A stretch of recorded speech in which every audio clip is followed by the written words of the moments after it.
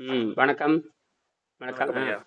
ஆ இப்போ இப்போ ஆ, தத்துவ ரீதியாக பேசும் பொழுது நமக்கு என்னங்க பன்னீர்செல்வம் எங்க ஆ, நண்பரை நீங்க ஒரு எண்ணம் அனுப்பிச்சிருக்கீங்க பார்த்தேன் நானு. ஆ, அவரு அவரு ஒரு கால் அவருக்கு ஒரு ஏபி கால் ஒரு கால் இதானா அவரா ஒரு காலா? ஆ, ஆ, ஆ. தான் வரும். அது அந்த ஒரு நிமிஷம் இப்ப உங்களை மாதிரி ஒரு வீடியோ அனுப்ப சொல்லுங்க. முழு உடலை படையெடுத்து ஆ, முழு உடலையும் படையெடுத்து முழு உடல் இருக்கு இல்லையா மேல இருந்து நீங்க ஒரு படம் அனுப்பிச்சீங்களா அந்த மாதிரி. இது வந்து உடல் ஓகேங்க. சம்பந்தமான மனம் சம்பந்தமான ஆன்மா எல்லா ஈகோவையும் உடைக்கிற மாதிரி புரியுதா? நம்மகிட்ட தப்பாவே சரிங்க. சொல்லி கொடுத்துருக்காங்க, எல்லாருமே நம்மகிட்ட தப்பாவே சொல்லி கொடுத்துருக்காங்க. என்னது? அப்ப வணக்கம் வணக்கம் ஐயா. வணக்கம். நாம இதுவரைக்கும் பார்த்த உலகம் வேறு, தூய்மையான உலகம் என்பது வேறு. தூய்மையான உலகம் என்பது என்னன்னு கேட்டீங்கன்னா, மூணு வகையான அருவருப்பு நம்ம உடம்புல இருக்கு. அதாவது உடல் சார்ந்த அருவருப்பு, மனம் சார்ந்த அருவருப்பு, அப்புறம் குருட்டுத்தனமான ஏதோ ஒரு நம்பிக்கை. என்னது? அதாவது குருட்டுத்தனமா ஏதோ நம்பிக்கை. உடல் சார்ந்த மாதிரி உடலை பத்தி புரிந்து கொள்ளாத ஒரு அருவருப்பு, அப்புறம் மனதை பத்தி புரிந்து கொள்ளாத ஒரு அருவருப்பு, அப்புறம் குருட்டுத்தனமான நம்பிக்கைகள். என்னது? இத்தனை மனிதனை சாகடிக்கும். இப்ப இதெல்லாம் எனக்கு குறையணும். எது குறையணும்? இந்த உடலை சம்பந்தமான அருவருப்பு எனக்கு குறையணும். இந்த மனம் சம்பந்தமான அருவருப்பு எனக்கு குறையணும். எனக்கு இயற்கை சார்ந்த நம்பிக்கை எனக்கு ஏற்படணும். என்னது? இயற்கை சார்ந்த நம்பிக்கை ஏற்படணும். மனம் சார்ந்த எனக்கு புரிதல் இருக்கணும். உடல் இருந்து நான் விடுதலை அடையணும். அப்ப நான் உடல் இருந்து விடுதலை அடையணும். மனதிலிருந்து எனக்கு எந்த தொடர்பு யாரோட இல்லாம இருந்தா தான் நான் சிந்திக்க முடியும். என்னது? நான் வந்து சிந்திக்கணும்னா என்னோட யாரோட நான் எனக்கு தொடர்பு இருக்கக்கூடாது. இயற்கையை மட்டும்தான் நான் சிந்திக்கணும். என்னது? அப்பதான் உங்களுக்கு நான் வைத்தியம் பார்க்கணும். இது வந்து வெறுமனே உடல் சார்ந்த வைத்தியம் கிடையாது இது. அதனாலதான் நோய் நல்லாகுது. இது உடல் சார்ந்த வைத்தியமா இருந்தா ஜென்மத்துக்கு பன்னீர்செல்வத்துக்கும் நல்லது பண்ண முடியாது, அப்புறம் திருலோச்சங்கத்திற்கும் நல்லது பண்ண முடியாது. அப்ப உங்க பேர் என்ன? நாராயணராஜ் ஐயா. நல்லது பண்ண முடியாது. நாராயணராஜ். புரியுதா? நாராயணராஜ் நல்லது பண்ண முடியாது. இதெல்லாம் தெரிஞ்சுக்கிட்டு இருக்கா நான் அரையங்குறையுமா வைத்தியம் பண்றேன். எனக்கு நானே அரையங்குறையும் வைத்தியம் பண்ணிக்கிட்டு நன்மை ஏற்படுகிறது. எனக்கு நானே கட்டுப்படுத்துறேன். நான் வந்து ஆசிரியர்கிட்ட கத்துக்கிட்டேன். நான் யாரையும் போய் கத்துக்கிறது கிடையாது. நான் வந்து எனக்கு கிடைச்ச ஆசிரியர் வந்து சாதாரண ஆசிரியர், மிகப்பெரிய விஞ்ஞானி, உலகத்தை புரட்டி போடுகின்ற விஞ்ஞானி. என்னது? உலகத்தை புரட்டு போடுற விஞ்ஞானி. அது எனக்கு தான் தெரியும். இந்த மாதிரி புத்தகத்தை பார்த்தாவே 99 பேர் தமிழர்கள் வாங்க மாட்டாங்க. இந்த தலைப்பை பார்த்தாவே ஓடிடுவாங்க. அதுதான் கையில் இருக்கிற சாட்டவார். என்னது? சாட்டவார். இந்த சாட்டவார் யார் வாங்குவானா? காதுள்ளவர்கள் மட்டும்தான் கேட்க முடியும். எல்லாத்துக்கும் காது இருக்கு, ஆனா காதுள்ளவர்கள் மட்டும்தான் கேட்க முடியும், கண்ணுள்ளவர்கள் பார்க்க முடியும் அப்படின்னு சொல்ற மாதிரி. என்ன, கண்ணு இருக்கும் ஆனா அந்த உண்மை தெரியாது. அதனால வந்து ஒண்ணு யாரும் இது கவலைப்படக்கூடாது.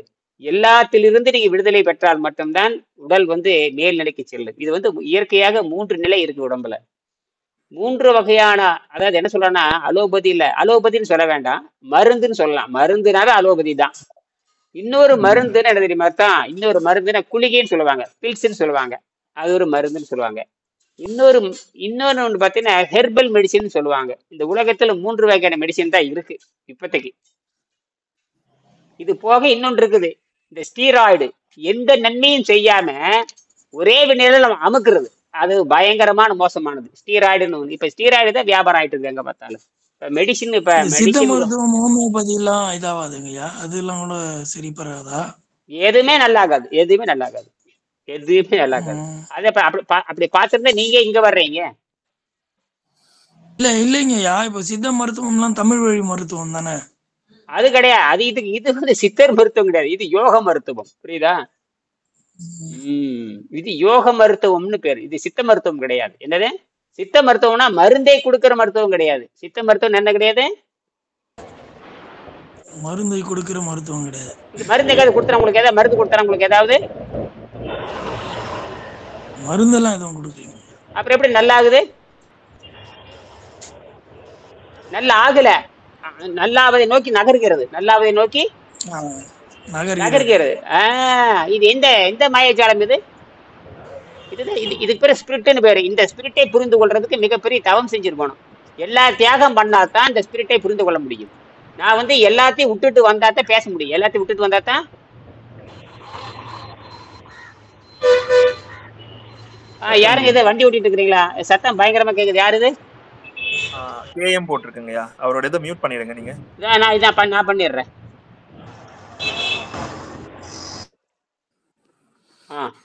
சரி, உங்க பேர் என்னங்க? அதான் மியூட் பண்ணிட்டீங்க, விடுங்க. அவ்வளவுதான். நீங்க அவரோட மியூட் பண்ணிட்டீங்க, விட்டுருங்க அவரு. அதனால இது வந்து ரொம்ப முக்கியமா கவனிக்க வேண்டியது. இது இந்த பயிற்சி நீங்க செஞ்சுட்டே இருக்கிறப்ப தானாகவே உங்க மனசுல இருக்கிற இந்த கவலைகள், அப்புறம் இந்த பொய்யான புரிதல் எல்லாம் கண்டு போயிடும். எல்லாமே ஏன்னா உடலை எல்லாம் தானாவே கண்டு போயிடும். உங்களுடைய பற்றெல்லாம் போயிடும். எந்த பற்று? உணவு பற்று. உணவு பற்று போனாவே எல்லா மாயும் உடைய ஆரம்பிக்கும். அப்பதான் வந்து மனம் தூய்மை அடையும். என்னது? மனம் தூய்மை அடையும். மனம் தூய்மை அடைகின்ற பொழுதுதான் இந்த வெட்ட வெளிங்கிற ஒரு சக்தி உள்ள உண்டாகும். அந்த வெட்ட வெளி சக்தி உண்டாகிறப்பதான் உங்கள் உடல் தூய்மை அடையும், மனம் தூய்மை அடையும், அந்த வெட்ட வெளி தூய்மை. அது ஆன்மான்னு சொல்றாங்க. இந்த ஆன்மாக்கு பேரு வெட்ட வெளி. இதை வந்து அகத்தூய்மை என்கின்ற நீரால் தான் அமையும். இந்த அகத்தூய்மை இந்தியாவில் யாருக்குமே தெரியாது. அகத்தூய்மை இந்தியாவில் யாருக்கும் தெரியாது. அதனாலதான் இவ்வளவு கஷ்டப்பட வேண்டியது இருக்குது. உலகத்துல சிலருக்கு தான் அகத்தூய்மை தெரியும். முதல் வெங்கடேசன் தான் அகத்தூய்மை கண்டுபிடிச்சாரு. 30 ஆண்டுகளுக்கு முன்பாக தான் கண்டுபிடிச்சாரு. அகத்தூய்மைன்னு ஒண்ணு இருக்குதுன்னு கண்டுபிடிச்சாரு. அகத்தூய்மை வந்து அட்டாங்க யோகத்தின் 2வது படி. அந்த 2வது படிதான் அடிப்படையில ஒரு மனிதன் செய்ய. அதாவது அதுக்கு பேர் இயமம்னு பேரு.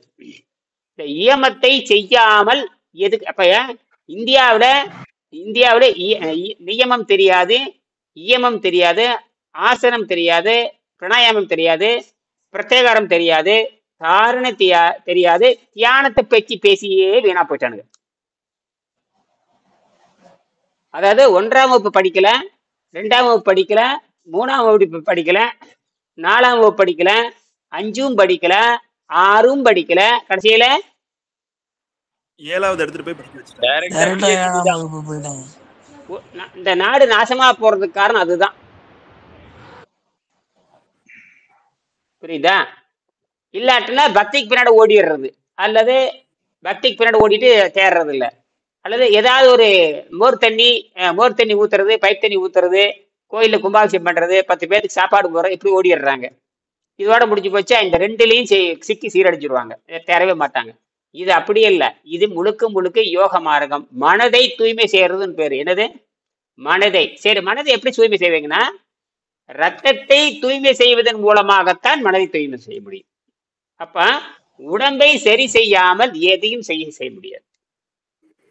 அப்ப உடம்பை ஏன் கெட்டு போகுதுன்னு இயற்கை என்ன பண்ணிருக்கு கேட்டீங்கன்னா, இயற்கை என்ன பண்ணுதுன்னா, இவனை சாகடிக்கிறதுக்காகவே ரத்தத்தை கெடுக்கிறதுக்கான பசி உண்டாக்கி இருக்குது. இவனை சாகடிக்கணும், இவன் பைத்தியம் பிடிச்சி அலையணும். என்னது? பைத்தியம் பிடிச்சி அலையணும். இவனுக்கு நோய் வந்தா நல்லாக கூடாது. இவன் நல்லாக யாரு நல்லாகுன்னு கேட்டீங்கன்னா, மனக்கவலையும் விடணும், உடல் சம்பந்தம் கவலை விட்டணும், கடைசியில உடலை விட்டுட்டு போகவும் செய்யணும். என்னது? உடலை விட்டுட்டு போகணும். 2 வாய்ப்பு தான் இருக்கு. ஒண்ணு செத்து போறது, இன்னொன்னு சமாதிக்கு போறது. 2 வேற எது வழி இருக்குது? இப்ப சமாதிங்கிறது எல்லாம் பேசிட்டு இருக்கிறீங்க. எப்படி ஏன் போகணும்னு கேட்டீங்கன்னா, தன்னுடைய மரணத்தை தான் தீர்மானம் பண்ணணும். தான் நினைத்தால் சமாதி அடையணும். அதுதான் மிகப்பெரிய தூய்மைன்னு பேரு. அப்ப பொண்டாட்டி வராது, புள்ள வராது, சூழ்நிலை எதுவும் வராது. செத்து போகும்போது யாரும் வர போறது இல்ல. பன்னீர்செல்வம் செத்து போறது யாராவது வருவாங்களா? சரி, சமாதிக்கு போறப்ப யாராவது வருவாங்களா? அப்புறம் என்ன? அப்புறம் இது மத்ததுல ஏமாத்து வேலை தானே. 2க்கும் யாரும் வரப்போறது இல்ல. அப்ப இதுல இருந்து தெரிஞ்சுக்க வேண்டியது தானே, செத்து போகும்பொழுதும் யாரும் வரப்போறது இல்ல, சமாதிக்கு போகும்பொழுது யாரும் வரப்போறது இல்லை. அப்படின்னு என்ன அர்த்தம்? இதுக்கு பேர் என்ன? இதெல்லாம் தேவையில்லாத ஆணிகள் சொல்லுவாங்கல்ல, தேவையில்லாத ஆணிகளா? ஆமா, ஆணிகள் தான். முடிவுன்னு வரும் பொழுது யாரும் வரமாட்டாங்க. முடிவுன்னு வரும் பொழுது ஏன்னா நீங்க நல்லது நோக்கி போகின்ற பொழுது எல்லா கழிவுகளும் கழிச்சாகணும். என்னது? நல்லது நோக்கி போகின்ற பொழுது உங்களுடைய தடை செய்கிறது எல்லாமே கழிச்சாகணும். நாம எப்பவுமே நல்ல விஷயத்தை வந்து சிறுசிலே புரிஞ்சுக்கணும். எதிலிருந்து நீங்குகின்றீங்களோ அதிலிருந்து துன்பம் இல்லை. என்னது? திருப்பி சொல்லுங்க. எதுல இருந்து இதில் எதுல இருந்தெல்லாம் நீங்கிறோமோ அதுல இருந்தெல்லாம் துன்பம் இல்லை. இதுக்கு ஏதாவது ஒரு விளக்கம் சொல்லுங்களேன் பார்க்கல. யாராவது ஒரு விளக்கம் எதிலிருந்து, நான் சிம்பிளா சொல்லிட்டேன். எதிலிருந்து நீங்கிறீங்களோ அதிலிருந்து துன்பம் இல்லை. சொல்லுங்க பார்க்கலாம். உறவு, நட்பு, பந்தம், பாசம், ஆ, சமூகம் ஆ, எல்லாமே தான்யா. சரி, நீங்க சொல்லுங்க பன்னீர்செல்வம். தீயதெல்லாம் நீக்கிடணும், நல்லதை ஆ, நோக்கி போகணும். தீயதை விட்டு நல்லது, அருமையானது. நீங்க சொல்லுங்க திருலோகச்சந்தர். உம் நமக்கு எந்த நிலையில நம்மளுடைய இது ஃபார் எக்ஸாம்பிள் ஒரு இடத்துக்கு போனா நமக்கு தீமை நடக்குதோ அந்த இடத்துல ம், இருந்து வெளியே வந்தாதான் நமக்கு நன்மையை நோக்கி நம்மள டிராவல் பண்ண முடியும் இல்லையா? சோ அப்படின்னா ம். நம்மளுடைய சுற்றுச்சூழல் நம்ம எப்படி இருக்குன்றத ஆராய்ஞ்சு அதுக்கேத்த மாதிரி நம்மளுடைய பயணத்தை மேற்கொள்ளாதான் அது சரி, முடியும் அப்படின்றது. அருமை அருமை அருமை. ஆனா இதுல என்ன நடக்குன்னு கேட்டீங்கன்னா, நீங்க அப்படி விடுதலை பெறுகின்ற பொழுது உடலுக்கான விடுதலை கிடைக்கணும், மனதுக்கான விடுதலை கிடைக்கணும், வெட்டவெளி தூய்மைக்கான விடுதலை கிடைக்குதான்னு பாருங்க. உன்னை விடுகின்ற பொழுது இதெல்லாம் கிடைச்சாதான் உண்மை. இது கிடைக்கலன்னு பொய், நான் ஏமாத்துறேன்னு அர்த்தம். புரியுதா? இப்ப இனியன் சொல்றது பாத்தீங்கன்னா, இனியன் இருக்கிற புத்தகத்துல சொல்லிட்டு போயிடுறாரு. புரியுதா? நான் இதுல அரைங்குறைவாக நான் கடைபிடிக்கணும். அரைங்குறைமாவது கண்டுபிடிக்கணும். நான் நான் முழுமையானவனே கிடையாது. யாரு? நான் ஒரு படிக்கட்டு, அவ்வளவுதான். நான் ஒரு படிக்கட்டு. இந்த படிக்கட்டை நீங்க பயன்படுத்தி நீங்க மேல போலாம். வெங்கடேசன் சொன்னதை நான் பயன்படுத்தி நான் மேல வர முயற்சி பண்றேன். நான் சொல்றதை வச்சுட்டு நான் இறுதியானவன் அல்ல, நான் சுத்தமானவன் அல்ல. புரியுதா? பரிசுத்தவானும் கிடையாது, உங்க மொழியில பரிசுத்தவானும் கிடையாது. நான் எனக்கு தெரிந்ததை பிறருக்கு சொல்லி தர்றேன். எனக்கு ஆணவம் இருக்கேன், அகம்பாவம் இருக்கேன், திமிரு எல்லாமே என்கிட்ட இருக்குது. புரியுதா? ஆனால் அது என்னை பாதிக்க போறது இல்லை. நான் தப்பித்துக் கொள்வதற்காகவே நான் என்னை தப்பித்துக் கொள்வதற்கு எனக்கு பாதுகாப்பு வளையம் போட்டுக்குவேன். யாரும் எங்கிட்ட நெருங்க கூடாதுங்கிறதுக்காகவே நான் ஒரு வளையம் போட்டுக்குவேன். நான் தனித்துதான் இயங்கணும். என்னது? அதுக்காக என்ன பண்ணிடுவேன், இதெல்லாம் போட்டு வச்சிருவேன். இதெல்லாம் போட்டு வச்சுட்டு யாரும் என்னை கேள்வி கேட்க மாட்டாங்களே. என்னுடைய வேலை உன்னை காப்பாத்துறது தான். முதல்ல ஆரோக்கியத்தை கொடுக்கறதுன்ற வேலை. ஆரோக்கியத்தை கொடுக்கறப்ப இதெல்லாம் சொல்லி ஆகணும். இந்த மாதிரி இருந்துச்சுன்னா இடைஞ்சல் பண்ணுவாங்க, உங்களை அன்பின் காரணமாக தொலைச்சிருவாங்க, அன்பின் காரணமாக உங்களை தொலைச்சு போடுவாங்க, தேவையில்லாம பந்தத்தை போட்டு உங்களை திருப்பி எங்க சாகடிச்சு வச்சிருவாங்க. இதெல்லாம் இயற்கையில நடக்கும். எங்க வீட்டுக்காரி ஒரு பொருள் கொண்டு வந்ததை கூட வேண்டாம, எனக்கு தேவையில்லைன்னு சொல்லிடுவேன். எனக்கு போதும் நான் சொல்லிடுவேன். போதும் நான் சொல்லிடுவேன். இதெல்லாம் இப்படி இருந்தாதான் நம்ம உடலை ஏன்னா நம்ம உடலை இயற்கைக்கு தான் தொடர்பு தவிர நமக்கு இயற்கை தான் தொடர்பு தவிர நமக்கும் வேற எதுக்கும் தொடர்பு கிடையாது. எது ஃபைனல்ல எங்க வருவீங்க? உங்களுக்கும் இயற்கைக்கான தொடர்பு தானே. இயற்கையோட கலந்தாருங்கிறீங்க, செத்து போன சாமியோட கலந்தாருங்கிறீங்க. செத்து போனதுக்கு ஒரு பொண்டாட்டியோட கலந்தாரு சொல்றாங்களா? செத்து போனதுக்கு அப்புறம் சொந்தக்கார கூட கலந்தாரு சொல்றீங்களா? யாரோட கலந்தாரு சொல்றீங்க? இயற்கையோட. அப்ப மட்டும் கரெக்டா.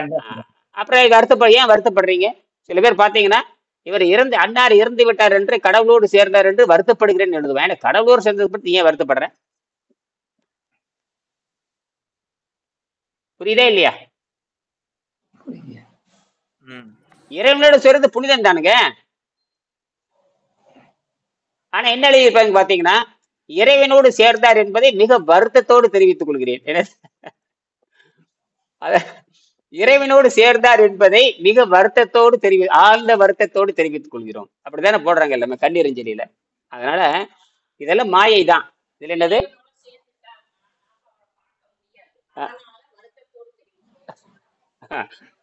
அப்படியா? எங்க துணைவேர் என்ன சொல்றாங்க கேட்டீங்கன்னா, இறைவனோடு சேர்ந்துட்டாங்கிறது வருத்தம். நிறைய பக்கம் பார்த்துருக்கு, போட்டோ எடுத்து அவன் வீட்டை அந்த நண்பர்கிட்ட காட்டுவேன். இன்னைக்கு இறைவன் எப்படி தூய்மையானவர், இறைவனோடு சேர்ந்தார் என்பது ஆழ்ந்த வருத்தத்தோடு தெரிவித்துக் கொள்கிறேன்னு சொல்றாங்களே. அப்ப இறைவனோடு சேர்றது ஆழ்ந்த வருத்தமான்னு கேட்பேன். அந்த வருத்தம் துணைவர் சொல்றாங்க. திரும்பி போனா என்ன சொல்றீங்க? திரும்பி யார போய் பார்க்க முடியாது. அப்படி இல்லைங்க. அதாவது இறைவனோட சேர்றதுதான் ஆழ்ந்த வருத்தம்னு உலகியல் சொல்லுது. ஆனா அதுதான் பேருந்தம் அப்படின்னு ஆன்மீகம் சொல்லுது.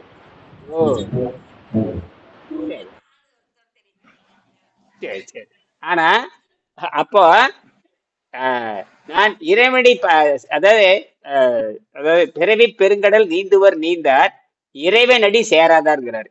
இறைவனடி சேர வேண்டும் என்பதற்காகத்தான் எல்லாம் முயற்சி பண்றாங்க. அது உண்மையான மெய்யன்பு.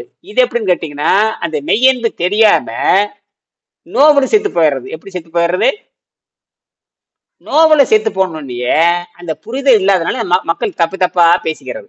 ஒரு மரணத்தை பத்தி பேசுகின்ற பொழுது முதல் பாடம் படிக்கிறப்ப நம்ம உடலை பத்தி புரிஞ்சுக்கிறோம். நம்ம இந்த பரிணாமத்துல உடலை பத்தி புரியறப்போ ஒரு 5ஆம் அறிவு வருது. 5ஆம் அறிவு வருகின்ற பொழுது அந்த மனம் முதிர்ச்சி அடையாது. 6ஆம் அறிவில தான் மனம் முதிர்ச்சி அடையும். 6 இப்படி 7 இதெல்லாம் முதிர்ச்சி அடைஞ்சிட்டே வரும். அதனாலதான் 5அறிவு ஜீவராசியத்துக்கு பகுத்தறிவும் கிடையாது, மனமும் கிடையாது. அது பழக்கத்துல வேலை செய்யும். ஒரு யானை பழக்கத்துல கண்டுபிடிச்சிடும். ஒரு யானை பழக்கத்துல 10 கிலோமீட்டருக்கு அப்பால் இருக்கிற தண்ணி கண்டுபிடிச்சிடும். யானைக்கு அந்த பக்குவம் இருக்கு. ஒவ்வொரு விலங்குகளுமே அந்த நுகர்வு சக்தியினாலேயே தனக்கு என்ன பொருள் வேணுங்கிறத தூரத்துல இருந்தே கண்டுபிடிச்சிடும். நாம கிட்ட போனதான் கண்டுபிடிப்போம். நாம கேட்டு நடக்கணும். விலங்குகளும் கேட்டு நடக்க முடியாது. அந்த உணர்தல் மூலமாகவே கண்டுபிடிச்சிட்டு போயிடும். அந்த மாதிரி தான். ஆக அதுக்கு மனம் கிடையாது. பழக்க வழக்கத்தினாலும் பரிணாமத்தினாலும் சில அது நம்மளை விட சிறந்த சக்தியெல்லாம் பெற்றிருக்கும். ஆனா முன்னேற முடியாது. நம்மளை விட சிறந்த சக்தியில யானை பெற்றிருக்கும். ஆனால் என்ன ஆக முடியாது? முன்னேற முடியாது. பிறருக்கு வழிகாட்ட முடியாது. ஆனா மனிதன் மட்டும்தான். அதான் பேரு அறிவன்னு பேர் வைக்காம மனிதன் ஏன் பேர் வச்சுட்டாங்கன்னா, மனிதன் மனத்தால் ஆகக்கூடிய. அப்ப மனத்தால் ஆகணும்னா, ஆனா உடல் இங்க பிரச்சனை பண்ணுது. என்ன பண்ணுது? உடல் மனதை புரிந்து கொள்றதுக்கு உடல் பிரச்சனை. உடல் தாங்க உங்களை மாட்டிட்டீங்க. நீங்க இதுல மாட்டிட்டீங்க, பசிங்கிற போதையில மாட்டிட்டீங்க. பசிங்கிற போதையில போட்டு இந்த பசிங்கிற போதையில மாட்டுகின்ற பொழுது அந்த பசிக்கு ருசிக்கு யாரு கொடுக்குறாங்களோ அவங்க மேல அன்பு செலுத்த ஆரம்பிச்சிடுறீங்க. போலி அன்பு. என்னது? உண்மையாலுமே இனப்பெருக்கம் தான் நம்ம செய்ய வந்திருக்கிறோம். என்ன பண்ண? இனப்பெருக்கம் செய்ததுக்கு அப்புறம் அந்த குழந்தைய அறிவுள்ள குழந்தையா மாத்தணும். அந்த யாரும் இந்த பண்றது இல்லை. என்னுடைய குழந்தைகளை முயற்சி பண்றேன். என்னுடைய குழந்தைகள் அறிவுள்ள குழந்தையாக மாத்துறதுக்கு முயற்சி பண்றேன். இதை சொல்லிக் கொடுக்குறேன். இப்படித்தான் திருமணம் செய்யணும், இப்படித்தான் குடும்பம் நடத்தணும் நான் சொல்லிக் கொடுக்குறேன். அதை புரிஞ்சுட்டு அவங்க நடக்கிறாங்க. இது எந்த அளவுக்கு நடக்கிறாங்கன்னு எனக்கு தெரியாது. ஆனா அப்படித்தான் நடந்துட்டு இருக்கிறாங்க. இப்படித்தான் போகணும், அறிவாளிகளோட தான் பேசணும், பழக்க வழக்கத்துல மாற்றி அமைக்கணும், ஆடம்பரம் செய்யக்கூடாது, நாம ரொம்ப இயற்கையை நம்ம ஏழ்மையாக இருக்கணும், எளிமையாக இருக்கணும், பழக்க வழக்கம் எளிமையாக இருக்க வேண்டும். அப்பதான் இயற்கை நமக்கு உதவி செய்யும். அப்பதான் இயற்கை சட்டத்தை புரிந்து கொள்ள முடியும். ஆடம்பரமா இருந்தீங்க ஒன்னும் தேராது. அத என்ன சொல்றானா, என்ன பணக்காரர்களுக்கு நேற்று என்ன பேசணுமே, பணக்காரர்களுக்கு என்னுடைய ராஜ்யத்தில் இடம் இல்லையா என்னமோ சொன்னீங்கல்ல? பணக்காரர்களுக்கு பரலோகத்தில் இடமில்லை. இது எதுக்கு இப்படி சொல்லியிருக்காங்க? ஆடம்பரம் பண்றவன் அழிஞ்சு போவான்னு அர்த்தம். என்னது? சரி, எப்படி அழிஞ்சு போறான்னு கேட்டீங்கன்னா, இந்த உணவு ஆடம்பரத்துல அழிஞ்சு போறான்னு யாருக்கு தெரியல. உணவினாலதான் ஆடம்பரம் வருது, அதனால நீ அழிஞ்சு போற. அப்ப உணவு இந்த போதையில இருக்க உடலை பற்றியும் புரிதல் இல்லை, மனதை பற்றியும் புரிதல் இல்லை, எங்க போய் சேரணுங்கிற புரிதலும் இல்லை. இப்ப எங்க மாட்டிட்டீங்க? சேத்துல மாட்டிட்டோம். திருப்பி ஏறாத சேரு. அதனாலதான் சித்தர்கள் கண்டுபிடிச்சாங்க எல்லா பிரச்சனைக்கு காரணமே இந்த வயிற்ற சுரக்கிற ஜீரண நீர்னு கண்டுபிடிச்சாங்க. அதனாலதான் வெள்ளைக்காரங்க இது தெரியாதனால வயிற்று பசியை கட்டுப்படுத்த முடியாது, நீ மருந்து சாப்பிட்டு இறந்துதான் போகணும் அவன் தெளிவா சொல்லிட்டான். மருந்து சாப்பிட்டு நீ இறந்துதான் போகணும். மருந்து என்பது பக்க விளைவை அழித்து வைத்து நோய்களை அதிகமாக்குமே தவிர ஒரு நாளும் நீ விடுதலை வர முடியாது. என்னது சொல்றது புரியுது? என்ன திருவிழா என்ன புரியுதா உங்களுக்கு? புரியுதுங்க. அதாவது இப்ப நான் அந்த பேஜ் நம்பர் நீங்க சொன்னது பாத்தீங்கன்னா அந்த பேஜ் நம்பர் 70ல வருது பாத்தீங்களா? In a body free from waste and poisons, if you simply supply the engine with the necessary water which is used up, you ascend into higher state of physical, mental and spiritual condition. இத முக்கியமா கவனிக்க பாத்தீங்கன்னா, ரத்தத்தை சுத்தமாகறப்போ உடலும் சுத்தமாயிரும், மனதும் சுத்தமாயிரும், இயற்கையோடு தொடர்பு வைக்கிற வெட்டவெளி ஆன்மாவோடு சுத்தமாயி நீங்க தூய மனிதராக மாறுகின்ற பொழுது எந்த தொடரும் தானாவே கண்டுட்டு போயிடும். அதுக்கு நீங்க மனப்பக்குவத்தோட இருக்க வேணும். என்னது? அந்த மனப்பக்குவம் இல்லைன்னா உங்களுக்கு என்ன திருப்பி டீப் ரூமெண்ட் மாதிரி கீழே வந்துடுவீங்க. கீழே வந்துட்டீங்க அவ்வளவுதான், ஒன்றும் தேர முடியாது. அதனால இயற்கை அப்படித்தான் கொண்டு போகும். சுத்தப்படுத்த அது நல்ல நிலைக்கு தான் கொண்டு போகுமே தவிர சாதாரண கீழே ரிவர்ஸ்ல வரவே வராது. வந்துச்சுன்னா உங்களுக்கு ஆபத்து, அப்படி வர விடாது. அதாவது திருப்பி 5 மணிக்கு நீர் பயிற்சி மட்டும் செஞ்சுக்கிட்டே இருக்கணும். அதுதாங்கய்யா. இப்ப நம்ம நீர் பயிற்சி செஞ்சுக்கிட்டே வேற எந்த ஒரு கேள்வியும் நம்ம கேட்கணும்னு அவசியமே. இப்ப நீங்க சொல்றது எனக்கு என்ன புரிஞ்சது அப்படின்னா, ஜஸ்ட் நம்ம அந்த நீர் மட்டும் நம்ம பயிற்சி பண்ணிக்கிட்டே இருக்கணும். நம்ம மிச்ச வேற எந்த அளவுக்கு நம்ம கேள்வி கேட்க முடியாது அப்படின்றது எனக்கு தெரியுது. இப்போதைக்கு எனக்கு என்ன புரியுதோ அதை மட்டும் நான் பண்ணலாம். அதை மட்டும் பண்ணா போதும். அது பண்ண பண்ண அதுவே கொண்டுட்டு போகும். புரியுதா? ஏன்னா இது எல்லாத்துக்கும் எல்லாம் எப்ப புரியுதுன்னு சொல்ல முடியாது. சில நேரத்துக்கு புரியாம இருக்கும், சில பேருக்கு புரிந்தும் இருக்கும், சில நேரத்துக்கு டக்குன்னு புரியும், சில பேருக்கு 10 வருஷம் சொன்னாலும் புரியாது. நான் சொல்றது முட்டாளும் சொல்லிட்டு போயிடுவாங்க. அவங்க வந்த ஒரே நாள்லயே அறிவாளி ஆயிடுவாங்க. சில பேர் பாத்தீங்கன்னா ஒரே நாள் எல்லாம் தெரிஞ்சுட்டு போறவங்களா இருக்கான். அடேங்கப்பா அவங்க அடிக்கிற அடி இருக்குது, ஒரே நாள்ல எல்லாம் தெரிஞ்சுட்டு போறவங்களா இருக்காங்க. ஒரே நாள்ல எல்லாம் தெரிஞ்சுக்கிட்ட மாதிரி எப்படி அப்படி நிறைய இருக்காங்க. ட்ரை பண்ணாமையே எதையும் இந்த புத்தகத்தை படிக்கிறது இல்ல, ஒரு பேஜும் தெரியாது, படிச்சிருக்க மாட்டாங்க, ஒண்ணும் இல்ல. 2 வீடியோ பார்க்க வேண்டியது, 2 பார்த்துட்டு வேண்டியது, பொழுதுபோக்க வர வேண்டியது. நாம தான் எல்லாம் திறந்து விட்டோம், இலவசமா வாங்குன்னு சொல்றோம் இல்லையா? அதனால ஏதோ ஒண்ணு பேசிட்டு ஓடுறது, ஏதோ ஒண்ணு பேசிட்டு முட்டாள்கிட்ட இருக்கிறவன் சேர்ந்து முட்டாளாக்கிட்டு போயிடுறது. இருக்கிறவன் சேர்த்துட்டு அந்த பல ஆண்டுகள் சேர்ந்து தேன் கூட்டை கட்டி கடைசியில ஒரு ஆள் வந்து கல் எடுத்து அடிக்கிற மாதிரி தான். பல நாட்கள் சேர்ந்து ஒரு தேன் கூட்டை கட்டிட்டு ஒருத்த வந்து கல் எடுத்து வீசிட்டு போற மாதிரி, அந்த மாதிரி முட்டாளுங்க நிறைய இருக்கதான் செய்யறாங்க. பார்த்து கவனமா இருக்கு, யார்ட்டையும் வாய் கொடுத்துறாதீங்க. யார்ட்டையும் நான் என்ன பண்ண தெரியுமே, இது என்ற சொந்த எனக்கு வந்து மான வெங்க சூடு சரவலே கிடையாது. எனக்கு தெரியும் எல்லாமே கேவலமா பேசுவானுங்க, திட்டுவானுங்க, எல்லாம் தெரியும். நல்லது செய்ய போனா எல்லா கெட்ட பேர் வரும், நல்லது செய்ய போனா எல்லா கெட்டப்பும் வரும். நல்லது செய்யும் பொழுதுதான் காய்த்த மரத்துக்கு தான் என்ன அடி விழுகும், காய்த்த மரத்துக்குத்தான் கல்லடி விழுகும். காய்த்த மரத்துக்கு தான், அதில் நீ தாங்கித்தான் தீரணும். அதனால ஒரு குறிப்பிட்ட பக்குவத்துக்கு மேல நீங்கள் பார்த்து கொள்ளுங்கள், நீங்கள் சிந்தித்துக் கொள்ளுங்கள், நீங்களே முடிவெடுத்துக்கொள்ளணும் வள்ளுவர் சொல்லுவாரு. சொல்றது என்ற வேலை, சிந்திக்கிறது உங்க வேலை, முடிவெடுக்கிறது உங்க வேலை. ஆனா நல்லதை மட்டும் சொல்லி கொடுத்து போறேன், இதெல்லாம் பிரச்சனை வரும். ஆக இதெல்லாம் சுத்தமாக எல்லாமே கண்டுட்டு போயிடும். எல்லாமே கண்டுட்டு போயிடும். உங்க உடலும் சுத்தமாகும், மனமும் சுத்தமாகும், உங்களை அந்த உடல் மனம் ஆன்மா 3 சுத்தமாகும். இதுதான் அப்படி பார்க்கும் பொழுதுதான் நல்லா ஆகும். ஆக இன்னும் கவலைப்பட தேவையில்லை. உங்களுக்கு எந்த அளவுக்கு எடுத்துக்கிறீங்களோ அந்த அளவுக்கு எடுத்துக்கலாம். ஆனா இயற்கை வந்து முழுமையா புரிய வைக்காத வரைக்கும் உங்களை விடாது. இயற்கை வந்து உங்களை முழுமையாக புரிய வைக்காத வரைக்கும் விடவே விடாது. இல்லைன்னா ஒரு 2 வழிதான், நீ கீழ்நிலை கொண்டு போய் சாகடிச்சிடும், அல்லது மேல்நிலை கொண்டு போய் தூய்மையாக மாணவனா மாற்றும். இந்த 2 தான் இயற்கை செய்யும். நாங்க என்ன பண்றோம், தூய்மைப்படுத்தும் போது எல்லா அழுக்கையும் சொல்லிட்டே இருப்போம், இதெல்லாம் அழுக்கு எந்த பயனும் இல்லை அப்படிம்போம். ஆனா கடைசி பாயிண்ட்டுக்கு வரும் பொழுது எதுவுமே இருக்காது. வெற்றி தான் உங்களுக்கு கிடைக்கும். வெற்றி கிடைக்கும் பொழுது அப்பதான் வெற்றி அடைஞ்சதுக்கு அப்புறம் உங்களுக்கு தெரியும் இது எல்லாமே, எல்லா முயற்சியும் தப்பா, எல்லா முயற்சியும் வீணு, வெற்றி தான் முக்கியம்னு நீங்க பார்க்கணும். நமக்கு தேவை வெற்றிக்கணி தான் முக்கியமே தவிர சின்ன சின்ன பிரச்சனையில முக்கியம் அல்ல. இப்ப மலை ஏறப்ப கஷ்டமா இருக்கும், மலை ஏறி அந்த காத்த சுவாசம் பண்ணியே மகிழ்ச்சி வந்தோடனே அந்த ஏரிய துன்பமெல்லாம் என்ன ஆயிரும், காணா போயிரும். ஏன்பா ஏற வரைக்கும் கஷ்டமா இருக்கு, ஐயோ அப்படி இப்படி கஷ்டமா இருக்கு. இந்த மலை மேல ஏறி அந்த காட்சியை பார்த்து சுவாசம் பண்ணோடனே எல்லா கவலையும் என்ன ஆயிருதுங்க, துன்பப்பட்டதா ஒரே போயிரு, துன்பப்பட்டதெல்லாம். ஏன்னா அதுக்கான பலன் கிடைச்சிருச்சு. இப்ப பாத்தீங்கன்னா நாராயணுக்கு வந்து 2 நாள் தான் பயிற்சி பண்ணியிருக்காரு, இப்பதான் ஏதோ கொஞ்சம் குறைஞ்சிருக்கு. இப்ப இவரை வர சொன்ன நம்ம அவர் பேரு ஞானசேகரன் வர சொன்ன, நிறைய ஈடுபாடு திருமண் போட்டிருப்பாரு இல்லையா, அவர் வர சொன்னேன். 8 மணிக்கு வருவாரு. அவர் கடுமையான சக்கரம். இப்ப என்ன சொல்லியிருக்காரு, ஐயா ரொம்ப அற்புதம் ஐயான்னு சொன்னேன். எல்லாம் அற்புதம்லாம் இருக்கட்டும், முதல்ல கூகுள்ல வந்து ஒழுங்கா பேசி பழகு, கசகசன்னு பேசாத, அடையாளம் போட்டுலாம் பேசாத, இது சித்தர் மார்க்கம். பால் நெற்றியா இருக்கணும். பால்னா கெட்டு போறதுன்னு அர்த்தம் இருக்குது, பால்னா தூய்மை அர்த்தம் இருக்குது, பால்னா பூச்சியம்னு ஒரு அர்த்தம் இருக்குன்னு சொன்னேன். வெற்றாக வைத்துக்கொள், அடையாளம் எல்லாம் போடாத, என்னது அப்படின்னு சொல்லி.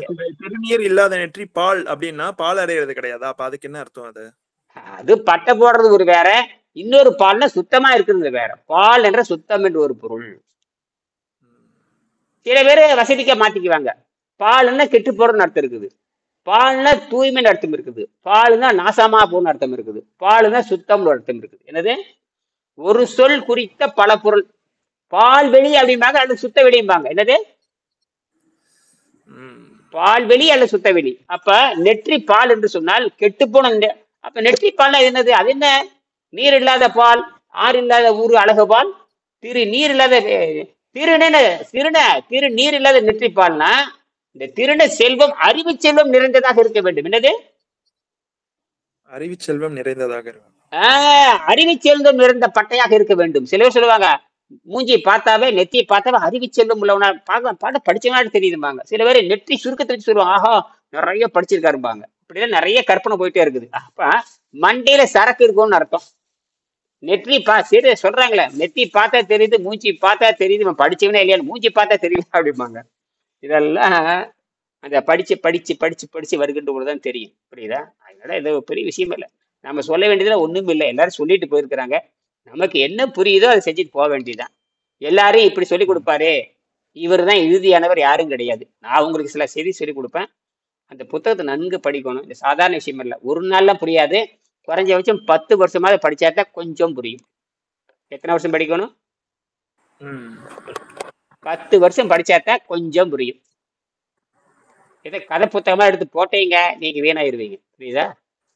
கதை புத்தக மாதிரி படிச்சாச்சு, ஒரு 500 ரூபா கொடுத்து வாங்கியாச்சு, $500 கொடுத்தாச்சு அப்படின்னு நினைச்சீங்க, நீங்க தான் ஏமாறுகாலி. நான் அப்படி இல்லை. இன்னும் நான் படித்து கொண்டு தானே இருக்கிறேன். இன்னும் நான் செம்மைப்படுத்திட்டே இருக்கிறேன். சில நேரத்தில் நிறையாவும் பேசுவேன், சில நேரத்தில் கம்மியாகவும் பேசிட்டு போயிடுவேன். 15 நிமிஷம் சொல்லிட்டு கடைசியில் சில நேரத்தில் விவாதம் வரும்பொழுது 30 நிமிஷம் போயிடுது.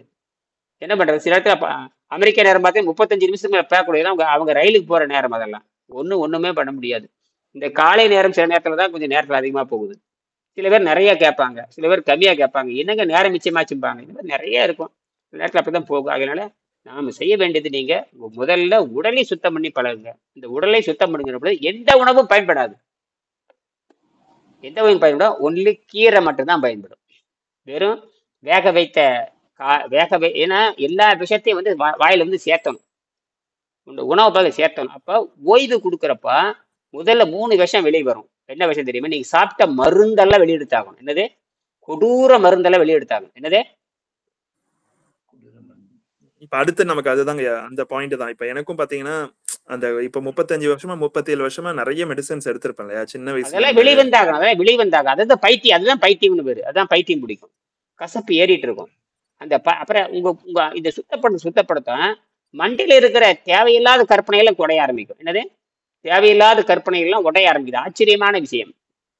இது வந்து எதுல கிடையாதுன்னா, புலன்களை தாண்டாத இந்த வெள்ளைக்கார முண்டங்கிட்ட கிடையாது. ஏன் கோவப்படுறான்னா, நம்மளுக்கு நம்ம கிட்ட பாடம் நடத்த ஆரம்பிச்சுட்டேன். இந்தியாக்காரன் முட்டாளுகிற மாதிரி நம்மகிட்ட பாட ஆரம்பிச்சுட்டானுங்க. அதுதான் பெரிய பிரச்சனை. இந்தியாக்காரர்களை முட்டாளுன்னு நினைக்கிறான். இந்தியாக்காரன்லாம் நம்மள முட்டாளுன்னு சொல்றான். இது எப்படி ஏத்துக்கிறது? அதான் விஷயமே. அதை நம்ம ஏத்துக்கிட்டோம் காட்டுது இவ்வளவு பிரச்சனை இருக்கு நமக்கு. அப்ப நம்மள அப்ப எப்படி நீங்க அது எப்படி உங்களோட நோய் கண்ட்ரோல் ஆகுது? பசி தாகத்தை கட்டுப்படுத்த முடியாதுங்கிறான். பசி தாகத்தை கட்டுப்படுத்தியாச்சு, நோய் நல்லாயிட்டு இருக்குது, ஒரே நல்ல நம்பிக்கை வருது. நீங்க ரத்தத்தை செக் பண்றதுக்கு முன்னாடியே டென்சிட்டி எப்படி வந்துச்சு? அது எப்படி 2 நாள்ல வந்துச்சு? ஏன் மயக்கம் என்னாச்சு, கிருகிருப்பு என்னாச்சு, சோர்வாச்சு? அவன் மெடிசின் என்னாச்சு? அவனே சொல்றான் மருந்து நோயை குணமாக்காது. அவனே சொல்றான் மருந்து நோயை குணமாக்காது, பக்க விளைவை அழித்து வைத்து நோயை அதிகமாக்கும். இப்ப நீங்க சக்கரை நோய்ங்கிறீங்க, நாளைக்கு புற்றுநோய் வரும். என்னது? நோய் வரும், கேன்சர். ஆமா, இது அப்படியே ஒவ்வொருத்தருக்கும் ஒரு வித மாதிரியான அது தாக்கத்தை ஏற்படுத்திக்கிட்டே போகும் இல்லையா? ரத்தம் கெட்டு போறதுதான் நோயை உண்டாக்கும். அப்ப ரத்தம் எந்த அளவுல கெட்டுறதுன்றது அது இஷ்டம் தானே. அதைத்தான் சொல்றான், பல நோய்களை உண்டாக்குங்கிறான். நீங்க நினைக்கிறீங்க அதுதான் கணையம் போயிரும், கண்ணீர் போயும். அது மட்டும் இல்ல, குஷ்டரோகம் வரும். என்னது? குஷ்டரோகம் வரும். அதுக்கு வேற பேரு, தோல் அழுகி போறதுக்கு பேரு குஷ்டரோகம் பேரு. என்னது? நீங்க நினைக்கிறீங்க கை மட்டும் காணா போறீங்க, கால் அழுகி போனாவே குஷ்டரோகம் நடத்தா. என்னது? கால் அழுகி போனா என்ன அங்க எடுத்துடுறீங்களா? குஷ்டரோகம் வந்து நுரையீரல் வேலை செய்யணும்னா அது தோல் தானே வேலை செய்யுது. அதாவது எப்படின்னா, ரத்தம் கெட்டு போய் உப்புத்தன்மை அதிகமாகி, ரத்தம் கெட்டு போய் அல்கலின் உப்புத்தன்மை அமிலத்தன்மை அதிகமாகி, உப்புத்தன்மை அதிகமாகி தோலெல்லாம் அரிச்சு அப்படியே விரலெல்லாம் உள்ள ஓடிடும். விரலெல்லாம் கலண்டு கீழே வச்சுன்னா ஒண்ணு விரல் கலண்டு கீழே விழுந்துடும், அல்லது தானாவே அரிச்சு உள்ள இறங்கிடும். அப்படியே கலண்டு காத்துல கரைஞ்சிடும். காத்துலயே கரைஞ்சிடும். இப்படி மொன்னையா இருக்கு. 5 விரல் இருக்கிறது இப்படி ஆயிருதே, விரலே இருக்காது. என்னது? அவங்க கண் முன்னாட கரைஞ்சிட்டு இருக்குங்க. கண் முன்னாட கரைஞ்சிட்டு இருக்கும். கண் முன்னாட கரைஞ்சிக்கிட்டு இருக்கும். கொடூரம் இல்லவா? அதெல்லாமே அந்த ரத்தம் கெட்டு போறதுதான். அந்த உணவு சரியா அந்த மாவு சத்து திங்கறனாலதான், மாவு சத்து திங்கறனால ஏற்பட்ட சாபக்கேடு. என்ன சாபக்கேடு? அவங்களும் அந்த உள்தூய்மை பண்ணிட்டே இருந்தா அதுல இருந்தெல்லாம் வெளியே வந்துடலாம். அதெல்லாமே அப்ப அப்ப அதான் நீங்க புரிஞ்சுக்கணும். அதனாலதான் சொல்றேன், உங்களுக்கு உச்சகட்ட பயிற்சி நான் உங்களுக்கு கொடுக்குறேன். என்ன பயிற்சி? உச்சகட்ட பயிற்சி. 24 அவருக்குள்ள 72 ஆமா அவருக்குள்ள பன்னீர்செல்வத்துக்கு 72 மணி நேரம் பயிற்சி கொடுத்தேன். முதல் ஆரம்பத்திலே அவருக்கு வந்து 2 தடவை அப்படி கொடுத்தேன். அவருக்கு 2 தடவை 72 மணி பயிற்சி வந்து சாதாரண கிடையாதுங்க. அவர் 68 ஆண்டுகள் சிறையில் இருக்காரு. உங்களுக்கு புரியுதா? நீங்க ஆட்டம் போடுறீங்க. அவர் 68 ஆண்டுகள் 10க்கு 10 அறையில் இருக்கிறான்னு எவ்வளவு ஒரு கொடுமையில் இருந்திருப்பாரு பாருங்க. எத்தனை 68 ஆண்டுகள் ஒரு 10க்கு 10ல ஒரு சாதாரண ஊசியை போட்டு 15 ஊசியை போட்டு 6 மாசத்து குழந்தையிலே அவர் அவுட் ஆயிட்டார். எத்தனை மாசத்துல? 6 மாசம் குழந்தை அவுட் ஆகி 67 வருஷம் ரூம் விட்டு வெளியே போறது இல்லை. கால் வேலை செய்யறது இல்லை, கை தூக்க முடியாது, யாரும் உதவி வர முடியாதுங்க, எதுவுமே செய்ய முடியாது. ஒரு மனிதன் வெறுத்து போயிடுவான். நல்ல வேற அவர் கல்யாணம் பண்ண கூட தப்பிச்சிட்டாரு. விவரமான கூட கல்யாணம் பண்ணல. நல்லா இருக்கிறவன் பண்றான் பண்ணல அது வேற. இவர் நல்ல வேலை புரிஞ்சுக்கிட்டு நம்ம கொடுமை பார்த்தான்னு வச்சுங்க, அவ என்ன எந்த நன்மையும் அவளுக்கு கிடைக்க போறது இல்லை. எப்ப பாரு அப்ப அவளுக்கு நோய் வந்தா யாருங்க காப்பாத்துறது? இப்போ உனக்கு நோய் வந்தா பொண்டாட்டி காப்பாத்துவா, பொண்டாட்டிக்கு நோய் வந்தா யாரு காப்பாத்துவாங்க? தீந்து போச்சு, நாரி போயிரு. அதே என் வீட்டுக்கிட்ட மிரட்டிட்டே இருப்பேன், ஒழுங்கா மாறிக்கன்னு சொல்லுவேன். என்னது இவ்வளவு பேசுறீங்களே, கணவனை காப்பாத்துறது பொண்டாட்டி. சரி பொண்டாட்டி கெட்டு போச்சுன்னு யாரு பொண்டாட்டி உடம்பு கெட்டு போச்சுன்னு யாரு காப்பாத்துவீங்க? புத்தி வரணும். என்னது நான் சொல்றது பன்னீர்செல்வம் புரியுதுங்களா? பன்னீர்செல்வம் புரியுதியா? உங்க கெட்டு போச்சுன்னா அவளுக்கு உங்க சமையல் பேல பண்ணுவா, பிக்க வலிச்சு போடுவா. பொண்டாட்டி பீவன் இருந்து நீ வலிச்சு போடுவியா? எந்த கணவன் சர்வீஸ் பண்ணாத எனக்கு தெரியல. இந்த கணவனும் பொண்டாட்டியை காப்பாற்றதாக எனக்கு கேள்விப்பட்டது கிடையாது. புராண கதையில வந்து புருஷனுக்கு தான் சேவை செஞ்ச மாதிரி இருந்ததே தவிர புருஷன் வந்து பொண்டாட்டிக்கு சேவை செஞ்ச மாதிரி எனக்கு புராண கதை எங்க இருக்கா? எங்க இருந்து சொல்லுங்க பாக்கலாம். நீங்க ஏதாவது புராண கதையில இருக்குதா?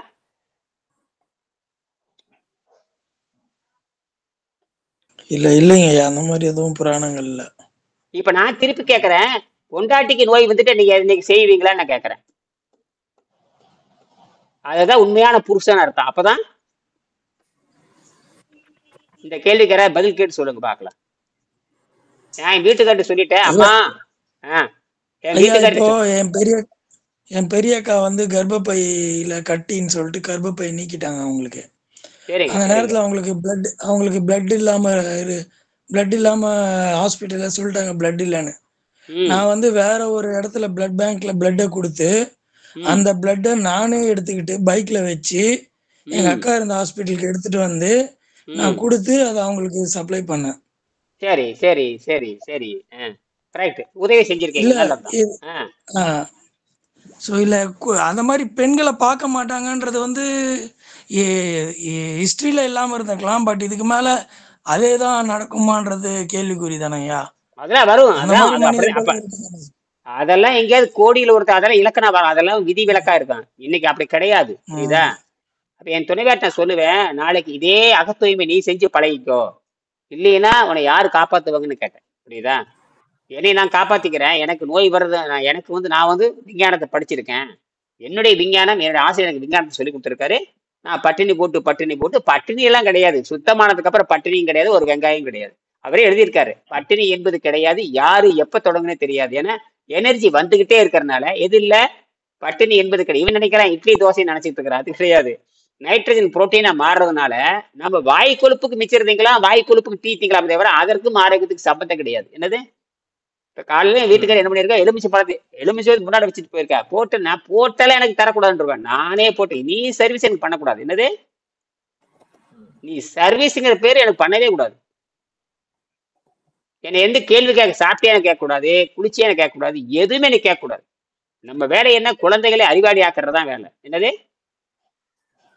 குழந்தைகளை அறிவாளி ஆக்குறது, அவங்க ஒழுக்கம் நல்லா வளர்க்கறது, அவங்க உலக புகழ்பெற்ற பெண்ணாக மாத்துறது, இதுதான் நம்ம வேலை. இது உன்னுடைய வேலை தெரியுமா? உன்னுடைய குழந்தை அறிவாளி ஆயிட்டான்னு சொல்லிட்டு 4 பேர் சொல்லணும். உன் குழந்தை அறிவாளி ஆயிட்டான்னு சொல்லிட்டு காதுல வந்து சொல்லணும். அதோட வேலை முடிஞ்சு போச்சு. தவிர நீ எனக்கு சவரட்னை பண்றது, நான் உனக்கு இதெல்லாம் ஏமாத்து வேலைன்னு சொன்னேன். என்னது இதை நான் செஞ்சு காட்டணும். இதை வந்து நான் செய்து காட்டணும். இப்ப இதெல்லாம் ஏமாத்து வேலைன்னா நம்ம அந்த வேலையை செஞ்சே இருக்கக்கூடாதுல்ல, அப்ப கல்யாணமே பண்ணிருக்க கூடாதுல்ல. இங்கதான் எங்க வந்தோம்னா இல்லறம் அல்லது நல்லறம் அன்று, இதுதான் விஷயமே. தந்தை மகர் காற்றும் நன்றி அவைத்து முந்தி இருப்ப செயல். ஒரு குழந்தையை பெத்துக்கிறதுக்கு தான் இங்க வந்திருக்கிறோம். எதுக்கு பெற்றிருக்கிறோம்? குழந்தையை இனச்சேர்க்கை பண்ணுவதற்கும் குழந்தையை பெத்துக்குத்தான் வந்திருக்கோம் தவிர வேற எதுக்கு எந்த பந்தமே கிடையாது. குழந்தையை பெத்துக்கிறதுக்கு வந்திருக்கிறோம். அந்த குழந்தையை எப்படி இருக்கு கேட்டா, அறிவுள்ள குழந்தையை பெத்துக்கணும். அதுக்கப்புறம் அது உங்களை விட அறிவுள்ள குழந்தையாக மாறணும். அதுக்கப்புறம் அந்த குழந்தை சான்றோன் என புகழப்படுகின்ற தன்மைக்கு தான். மற்றபடிக்கு கணவன் மணிக்கு உங்களுக்கு ஒண்ணுமே கிடையாது. எனவே நீங்களா கற்பனை பண்ணிருக்கீங்க. எல்லாமே என்ன பண்ணிருக்கிறீங்க? நீங்களா கற்பனை பண்ணிருக்கிறீங்க. முதல்ல பிறக்கிற குழந்தை அறிவுள்ள குழந்தையா இருக்கணும். அது பெற்றோரில் காட்டிலும் அறிவுள்ள குழந்தையா இருக்கணும். அது சான்றோர் என புகழப்படுகின்ற இதுக்காக தான் திருமணம் செய்துக்கிறோம். எதுக்கு திருமணம் செய்துக்கிறோம்? எதுக்கு திருமணம் செஞ்சுக்கிறோம்? வெறும் இனப்பெருக்கத்துக்கு மட்டும்தான் திருமணம் செய்யறோம்னா அப்ப அஞ்சறிவு ஜீவராசியும் நம்மளும் ஒண்ணு தானே. ஆமா, இங்கதான் என்ன சொல்ற, அறிவறிந்த குழந்தையை பெற்றுக்கொள்வது. அதை அறிவறிந்த குழந்தையை பெற்றுக்கொள்வது. இரண்டாவது சான்றோர் அவையில கூட நிறுத்துவது. என்ன அறிவை நிறுத்துறது? அறிவாளிகள் சபையில நிறுத்துவது. அப்படியே அந்த அறிவாளியை சான்றோர்கள் இவன் சிறந்த சான்றோன், சிறந்த அறிவாளி, இவன் பல வகையில முன்னே இருக்கிறன்னு சொல்லிட்டு அந்த செய்தி யாரு காதுல விழுகணும்? அந்த பெற்ற தாயின் காதுல விழுகணும். அதுதான் ஈன்ற பொழுதில் பெரிது பக்கும் தன் மகனை சான்றோன் என்ன கேட்டது. பெற்றதை காட்டிலும் தன் குழந்தை சான்றோன் என்று பிறர் சொல்லும்படியாக அந்த செய்தி இதுக்காகத்தான் குடும்பம். அப்ப அந்த கணவன் மனைவி பந்தம் நல்லா உற்று துணையா இருந்தா தானே அந்த அந்த நீங்க சொன்ன குழந்தைகளுக்காகத்தான் சேர்ந்து வாழணுமே தவிர தனிப்பட்ட பிரச்சனைக்கு அல்ல. குழந்தைகளுக்காகத்தான் சேர்ந்து வாழணும். அதுதான் பிரச்சனை. என்னது? யாருக்காக சேர்ந்து வாழணும்? குழந்தைகளுக்காக தான். அதுதான் குடும்பம். உங்க இஷ்டத்துக்கெல்லாம் கிடையாது. வாய் ருசிக்கு ஆக்கி போடுறதுக்கோ முதுகு தேய்ச்சி விடுறதுக்கெல்லாம் கிடையாது. என்னது?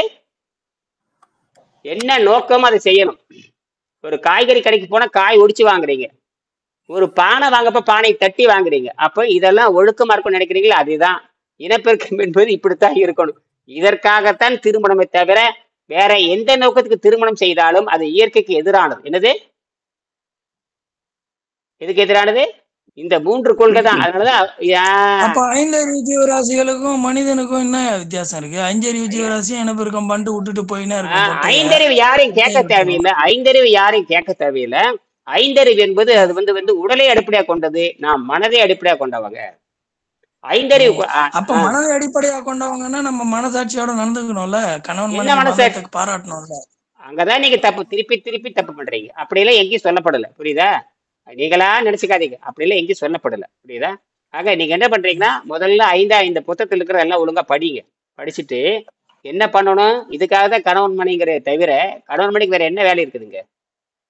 அவர்கள் அறிவு கூர்மை நடக்கணும். அகத்தூய்மை பண்ணணும். கணவனும் அகத்தூய்மை பண்ணணும், மனைவியும் அகத்தூய்மை பண்ணணும். என்னது? கணவனும் அகத்தூய்மை பண்ணணும், மனைவியும் அகத்தூய்மை பண்ணணும். அப்பதான் அவங்களுக்கு இயற்கையோடு தொடர்பு ஏற்படும். யாரோட தொடர்பு ஏற்படும்?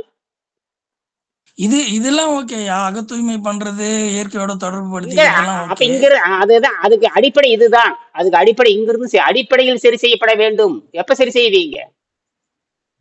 எப்ப செய்யறது? 90 வயசு சரி செய்வீங்களான்னு கேக்குறேன். இல்ல சாக போறப்ப சரி செய்வீங்களா?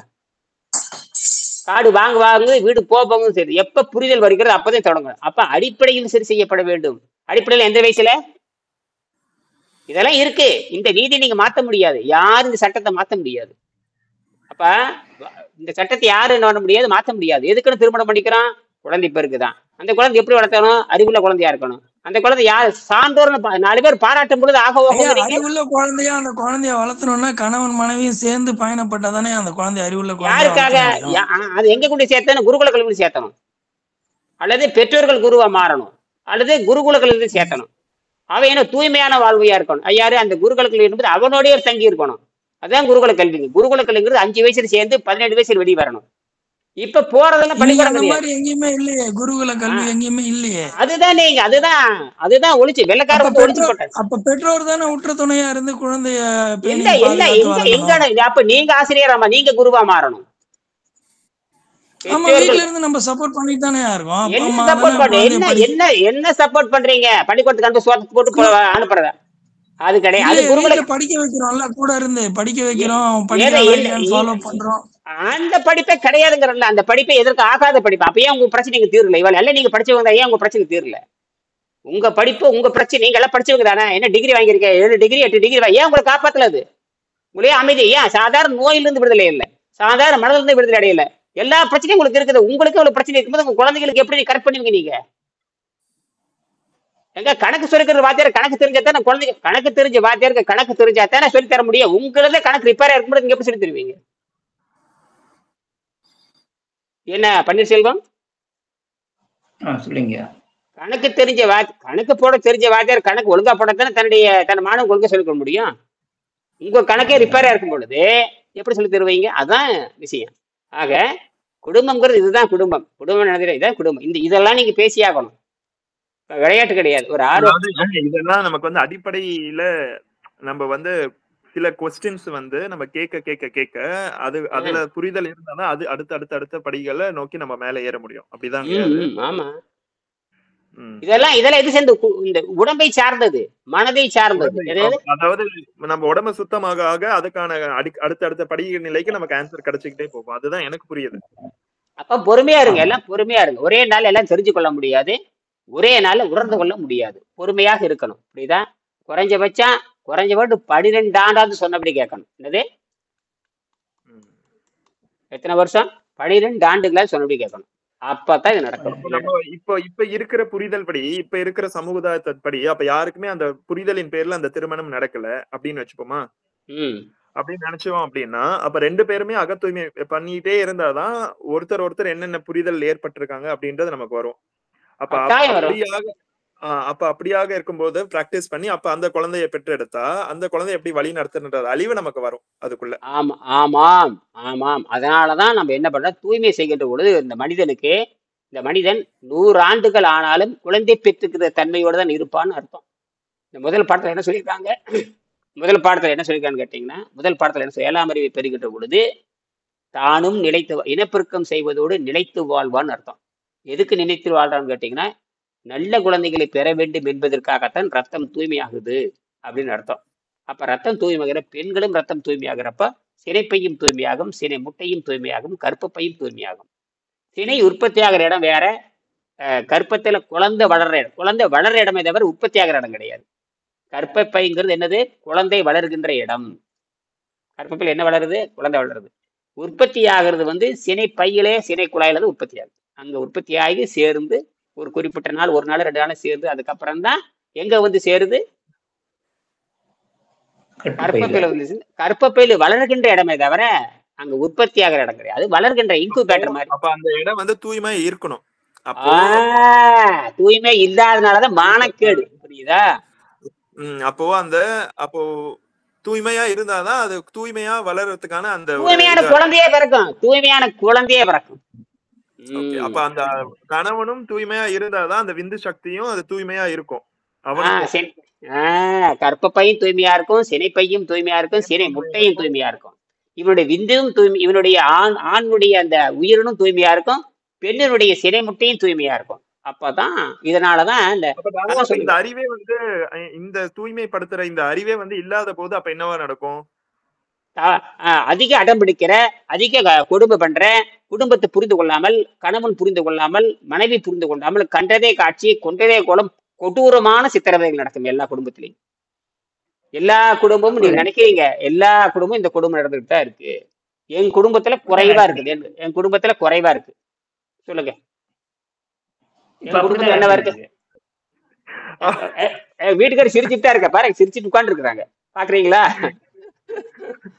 என் குடும்பத்துல குறைவா இருக்கு. அதுதான் சொல்றேன். இது அடிப்படையில இப்ப எல்லாருமே வந்து அப்ப உடல் தூய்மை பண்ணாம யாரும் வந்து தப்பிக்கவே முடியாது வாழ்க்கையில. ஒருத்தரும் தப்பிக்க முடியாது. அதான் அமெரிக்கால ட்ரம்பா இருந்தாலும் சரி, அவன் பொண்டாட்டியா இருந்தாலும் சரி, அது வரைக்கும் அந்த கடமுடா சவுண்ட் வந்துட்டு தான் இருக்கும். எங்க போனா சிக்கி சீரழிஞ்சு செத்துதான் போகணும், தப்பிக்கவே முடியாது. அப்ப இப்போதைக்கு நம்ம என்ன பண்ணலாம்? டேமேஜ் குறைக்கணும்னா என்ன பண்ணணும்? இப்ப அந்த நீர் பயிற்சி மட்டும் தான் தொடர்ந்து பண்ணிக்கிட்டே இருக்கணும். அதை விட்டா வேற வழியே கிடையாது. இதுதான் சொல்யூஷன், அல்டிமேட் சொல்யூஷன் இதுதான். அந்த சிம்பிள் ஆக்ஷன்னா அதுதான் ஆனா அல்டிமேட் சொல்யூஷன். ஆமா, அதனாலதான் நாங்க உடனே உடைக்கிறது இப்பவே. ஏன்னா இது ஒண்ணுமே கிடையாது, எனக்கு சரி, இதுல ஒண்ணுமே இல்லை. அதுவே அடுத்த லெவலுக்கு எடுத்துட்டு போயிடுமே. அந்த ப்ரிப்பரேஷனே பாத்தீங்கன்னா அந்த அறிவே அவர் என்ன கேட்டாரு, கரெக்ட் புரிஞ்சு போச்சு. அவர் வந்துட்டு எனக்கு சக்கரை நோய் யாராவது நல்லா இருக்குதா காட்ட முடியுமா? உங்களுக்கு சக்கரை நோய் யாரையா சொன்னாங்க? எனக்கு சக்கரை நோய் நல்லா இருக்குது யாராவது இருக்காங்களா? ஏயோ வரம்பூரா சக்கரை நோய் என்கிட்ட மட்டும் 1000 பேர் சக்கரை நோய் இருக்கிறாங்க. அவனெல்லாம் காட்டுறதவங்க வேலை. அவனெல்லாம் கேட்கறதே இல்லை. சில பேர்த்த நோயே கேட்க மாட்டேன். ஒரு ஆளுக்கு வெரிகோஸ் வெயின் ஒரு நோய் வந்துச்சுங்க. ரொம்ப கொடூர நோய் வெரிகோஸ் வெயின். ரொம்ப கொடூர நோய். காலெல்லாம் ஓட்ட ஓட்டையா இருக்கும், நிக்க முடியாது, நாட்டை எழும்பிடும். வலி வந்ததுன்னா என்ன சொல்லுவாருன்னு கேட்டா, வலி வந்துச்சுன்னா விரலெல்லாம் பிடிச்சி முருகி கட்டிங் பார்ப்பது திருகி எடுத்துடலாமான்னு இருக்கும். அப்படிலாம் உண்டாகுமா? மனநோய் உண்டாயிருங்க சொல்லுவாரு. மனநோய் வந்துடும். கட்டிங் பேரை போட்டு விரலை திருகி பிச்சு வாழைப்பழத்தை பிச்சு எடுக்கிற மாதிரி எடுத்தா தான் நல்லா இருக்கிற மாதிரி மனநோய் உண்டாகுமாமா. நான் அப்படிலாம் கேள்விப்பட்டதே கிடையாது. என்னது இல்லைங்க, அது அந்த அளவுக்கு மனம் வந்து விரக்தி அடைஞ்சிரும். அதுல அது சொல்றாரே கேட்டேன். அவர் கடைசியில் சொன்னாரே கேட்டேன். பாண்டிச்சேரி சேர்ந்த ஒரு பையன் தான் கேட்டேன். அவன் சொன்னா, அண்ணா ஐயா என்னப்பா அப்படின்னு, இந்த மாதிரி எனக்கு நோய் நல்லாயிடுச்சுன்னு. உனக்கு என்ன நோய் வருது? உனக்கு என்னடா நோய் வருதுன்னு கேட்டேன். அப்பதான் சொன்னா, அப்பதான் அவன் கீழே கிடப்ப காட்டினேன். என்னடாண்ணா இதெல்லாம் நல்லாயிடுச்சுங்க ஐயா, ரொம்ப நன்றிங்க. ஏன்னா 1 மாச சம்பளத்தை அப்படியே கொடுத்துருப்பான். 32,000 ரூபாய் கொடுத்து போட்டு போயிட்டான். எத்தனை 1 மாச சம்பளத்தை அப்படியே கொடுத்துட்டு போயிட்டான்.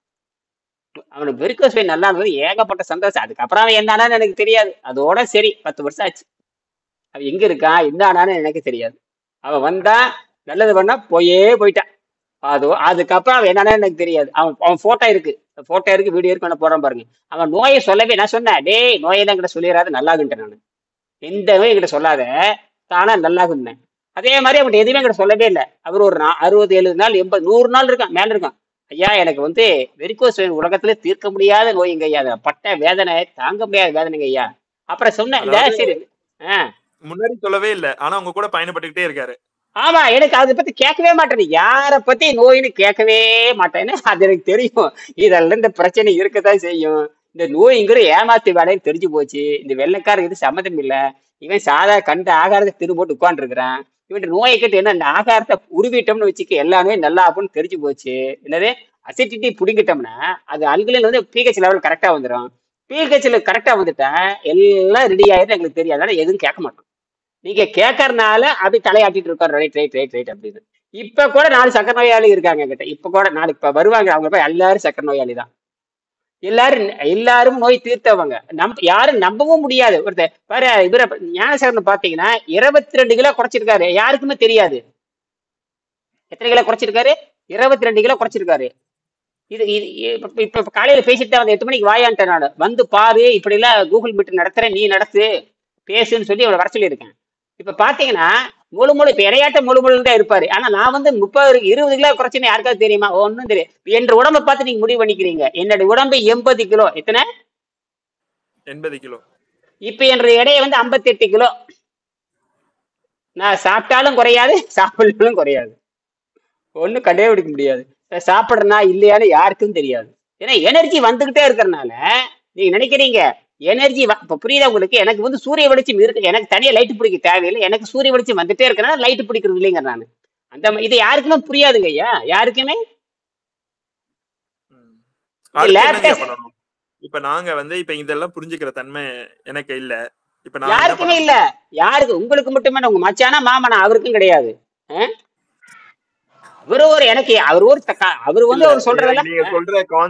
நீங்க சொல்ற கான்செப்ட் எனக்கு புரியல. உங்களோட ஐயா 43 வருஷமா இந்த குடும்ப பந்தத்தை, குடும்பம், உறவு, சொந்தம், சமுதாயம் இந்த மாதிரி வாழ்ந்து பழகிட்டோம். எல்லாம் ஒரு தற்காலிகம்.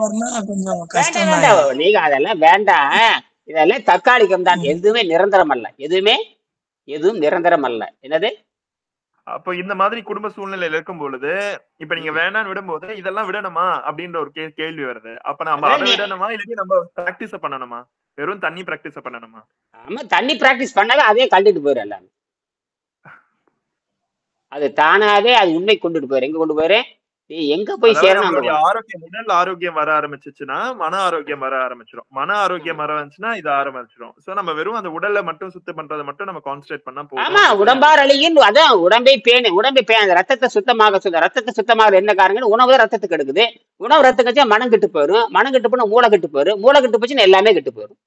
இது எல்லாருக்கும் இருக்கிறது தானே. அப்ப எல்லாரும் கண்ட நம்பிக்கை வச்சு அப்போ என்னன்னா அது மீண்டும் மீண்டும் கெடுக்கிறதுக்கு கண்ட நம்பிக்கை விட்டுட்டே இருக்கும். அந்த பிசாசுல வந்து பூந்து பூந்து பூந்து பூந்து பொய்யான நம்பிக்கை உண்டாக்கி உண்டாக்கி உண்டாக்கி கொண்டு உடனே முன்னேற விடாம நாசமாகி சாகடிச்சுட்டு போயிடும். புரியுதா? அது அந்த வேலை தெளிவா செய்யும். ஆனா மனம் 5, சித்தம் 5.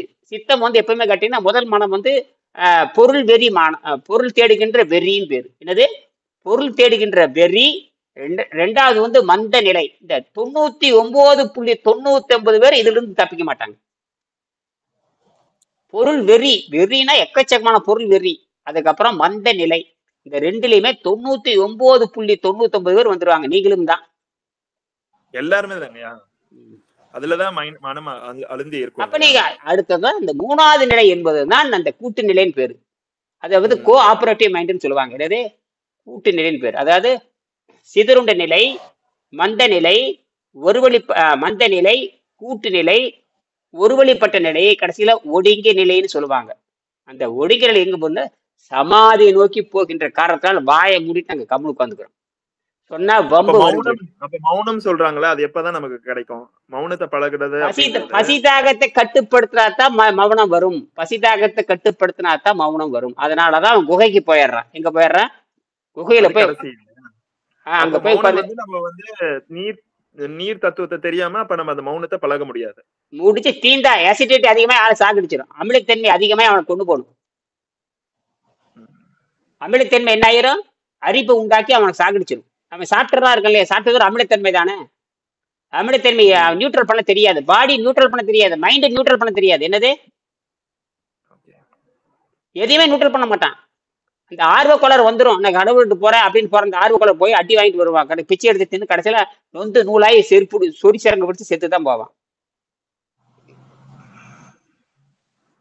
நோய் வாய்ப்படுத்த சாகணும். புண்ணு வந்து சாகணும். என்னது? தொழுநோய் வந்து சாகணும். தப்பிக்க முடியாதுங்க ஐயா. அதனாலதான் இது அபூர்வமா உங்களுக்கு கிடைச்சிருக்குது. அதனால கொஞ்சோன்னு சுவைச்சு பாருங்க. பிடிச்சா செய்யுங்க, இல்லைன்னா கண்டுட்டு போயிட்டே இருங்க. புரியுதா? பிடிச்சா செய்யுங்க, இல்லைன்னு போயிட்டே இருங்க. இது யாருக்கும் கட்டாயம் கிடையாது. சாதாரண விஷயம் இல்லை. இது மண்டையை கழிவு எடுக்கிற விஷயம். அதனால வந்து இது நல்லா, இதுல எல்லாமே சொல்லியாச்சு. இதுல திருமணம் ஏன் செய்யப்பட வேண்டும் சொல்லியாச்சு. திருமணம் எதற்காக செய்யப்படும் சொல்லியாச்சு. இதெல்லாம் சேர்ந்துதான் அமைப்பு. ஏன்னா நமக்கு எந்த பிசாசு வந்து ஒட்டக்கூடாது. அவங்களுக்கு விளக்கம் சொல்லிட்டு போயிடணும். இப்ப நான் வந்து என் பொண்ணை பத்தி கவலைப்பட்டு இருக்க முடியாது. நான் வந்து என் வீட்டுக்காரி பத்தி கவலைப்பட்டு இருக்க முடியாது. என்னது? நான் என் வீட்டுக்காரி அவங்களுக்கு கொடுக்குற அறிவை நம்ம கொடுத்துட்டு அதுக்கப்புறம் நம்மளுடைய பயணத்தை நோக்கி நம்ம வந்து போக ஆரம்பிக்கணும் இல்லையா? அறிவை கொடுக்காம பின் என்னத்தை கொடுக்கறது? அறிவை கொடுக்கும் ஒரு கொடுக்குற சொத்தமா கொடுக்க முடியாது. அங்க போய் எங்க நேரு சொத்தை எங்கிட்ட இருக்கு. கட்டுறதுக்கு மாற்றுறதுக்கு துணியே எனக்கு கிடையாது. அப்புறம் இருந்து அறிவைத்தான் கொடுக்க முடியும். என்னது? அந்த அறிவை கொண்டு அவங்க வாழணும் இல்லையா? அறிவை கொண்டுதான் அவங்க வாழ வேண்டும். என் பொண்ணு அப்படித்தான். அறிவு தான் கொடுக்க முடியும் தவிர இவன் என்ன கொடுக்க முடியும்? அதான் கல்வியிட்டம் கொடுக்கணும். அழியாத கல்வி கொடுக்கணும். கேட்டை தராத கல்வி கொடுக்கணும். அதான் பிறந்த உடனே பிறக்கின்ற பசிங்கிற நோயை அகற்றுதலும் திருப்பி அந்த பசி வராமல் பார்த்து கொள்ளுதலும் அதுதான் உண்மையான துணைன்னு பேரு. அதுதான் பேரறிவு. அதுதான் இந்த பசி தாகத்துக்காக என் பொண்டாட்டி போய் பிச்சை எடுக்கக்கூடாது. என் பொண்டாட்டி போய் பிச்சை எடுக்கிறது ஒண்ணுதான். நான் வெளியே போய் பிச்சை எடுக்கிறது ஒண்ணுதான். அரசாங்கத்தை ரேஷன் கார்டு வாங்கினாவே என்ன பிச்சை எடுக்கிறேன்னு அர்த்தம். நிறைய இருக்கு விஷயம் இல்லை. அதான் எழுதியாச்சு அதெல்லாம். அதனால நான் அவ்வளவுதான். என்ன இந்த புத்தகத்தில் இருக்கிறதும் பேசுவேனே தவிர என்ற சொந்த கருத்து கிடையாது. புரியுதா?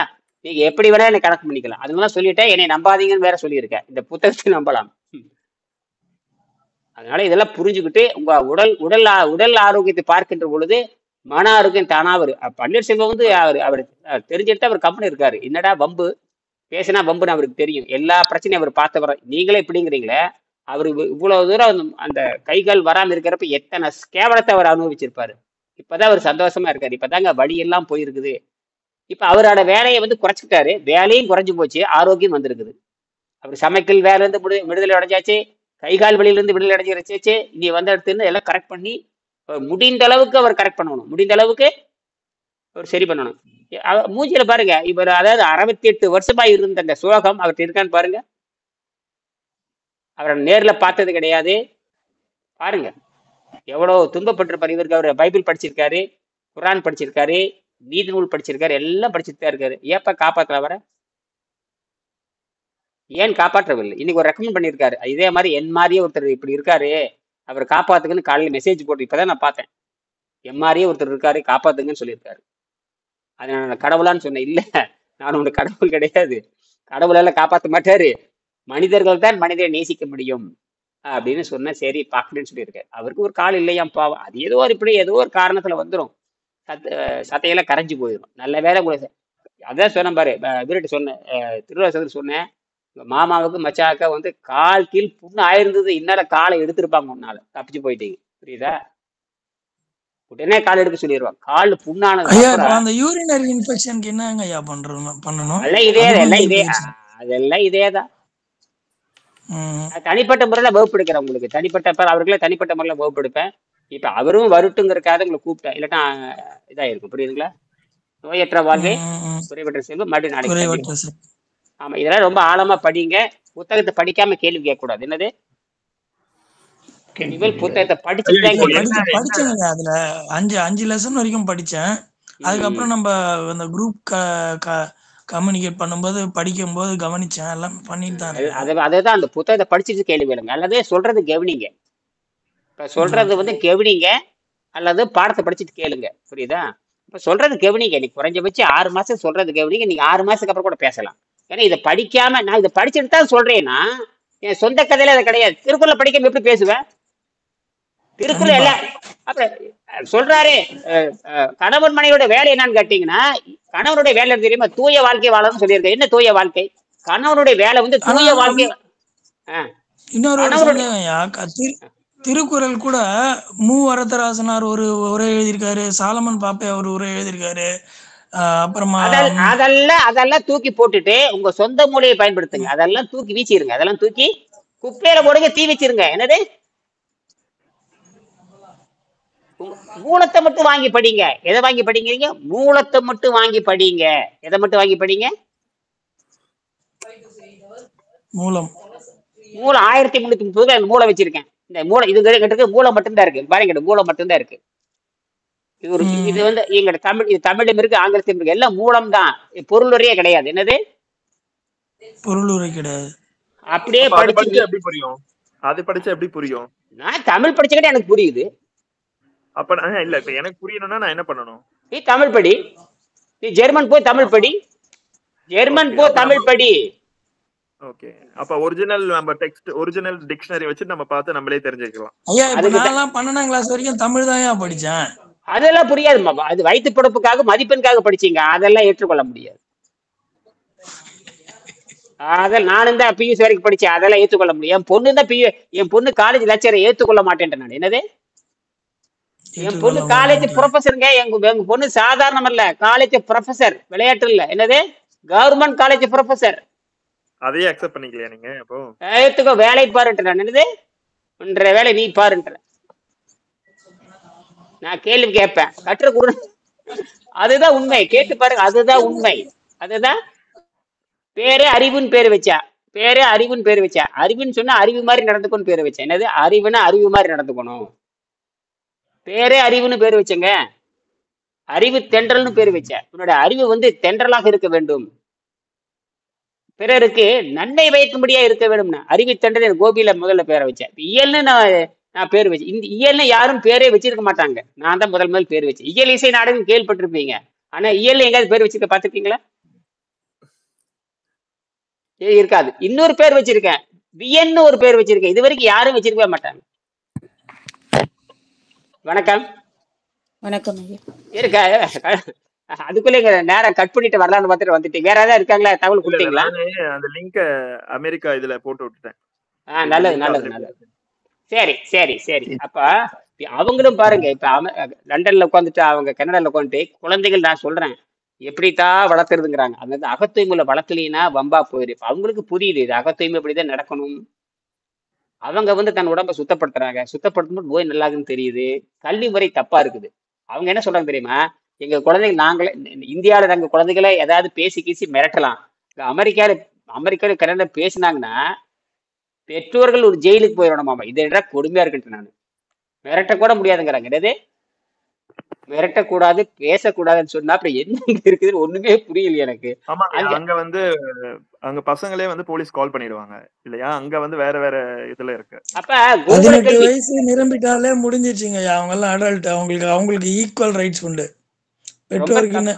இப்ப நீங்க சொன்னீங்கல்ல நீங்க சொன்னீங்கல்ல இனப்பெருக்கத்துக்காக மட்டும்தான் ஆண் பெண் சேரணும் அப்படின்னு அந்த பிரின்சிபல்ஸ் ஃபாலோ பண்ணதுக்காக.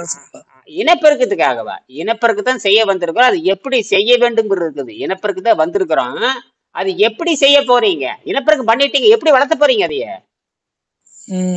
தலைச்சம்புள்ள பொறுப்பு வர்ற வரைக்கும் சேர்ந்து வாழணும். தலைச்சம்புள்ள பொறுப்பு எத்தனை வயசு வரும்? கிட்டத்தட்ட 25-26 ஆகும். என்னது 25-26 ஆகும். அவங்ககிட்ட அப்படியே பொறுப்பெல்லாம் யார்கிட்ட கொடுக்கணும்? தலைச்சம்புள்ள கொடுத்துட்டு நீ வெளியே போகணும். என்னது தலைச்சம்புள்ள கிட்ட கொடுத்துட்டு வெளியே போகணும். இதுதான் இயற்கையில நடந்துட்டு இருக்கு.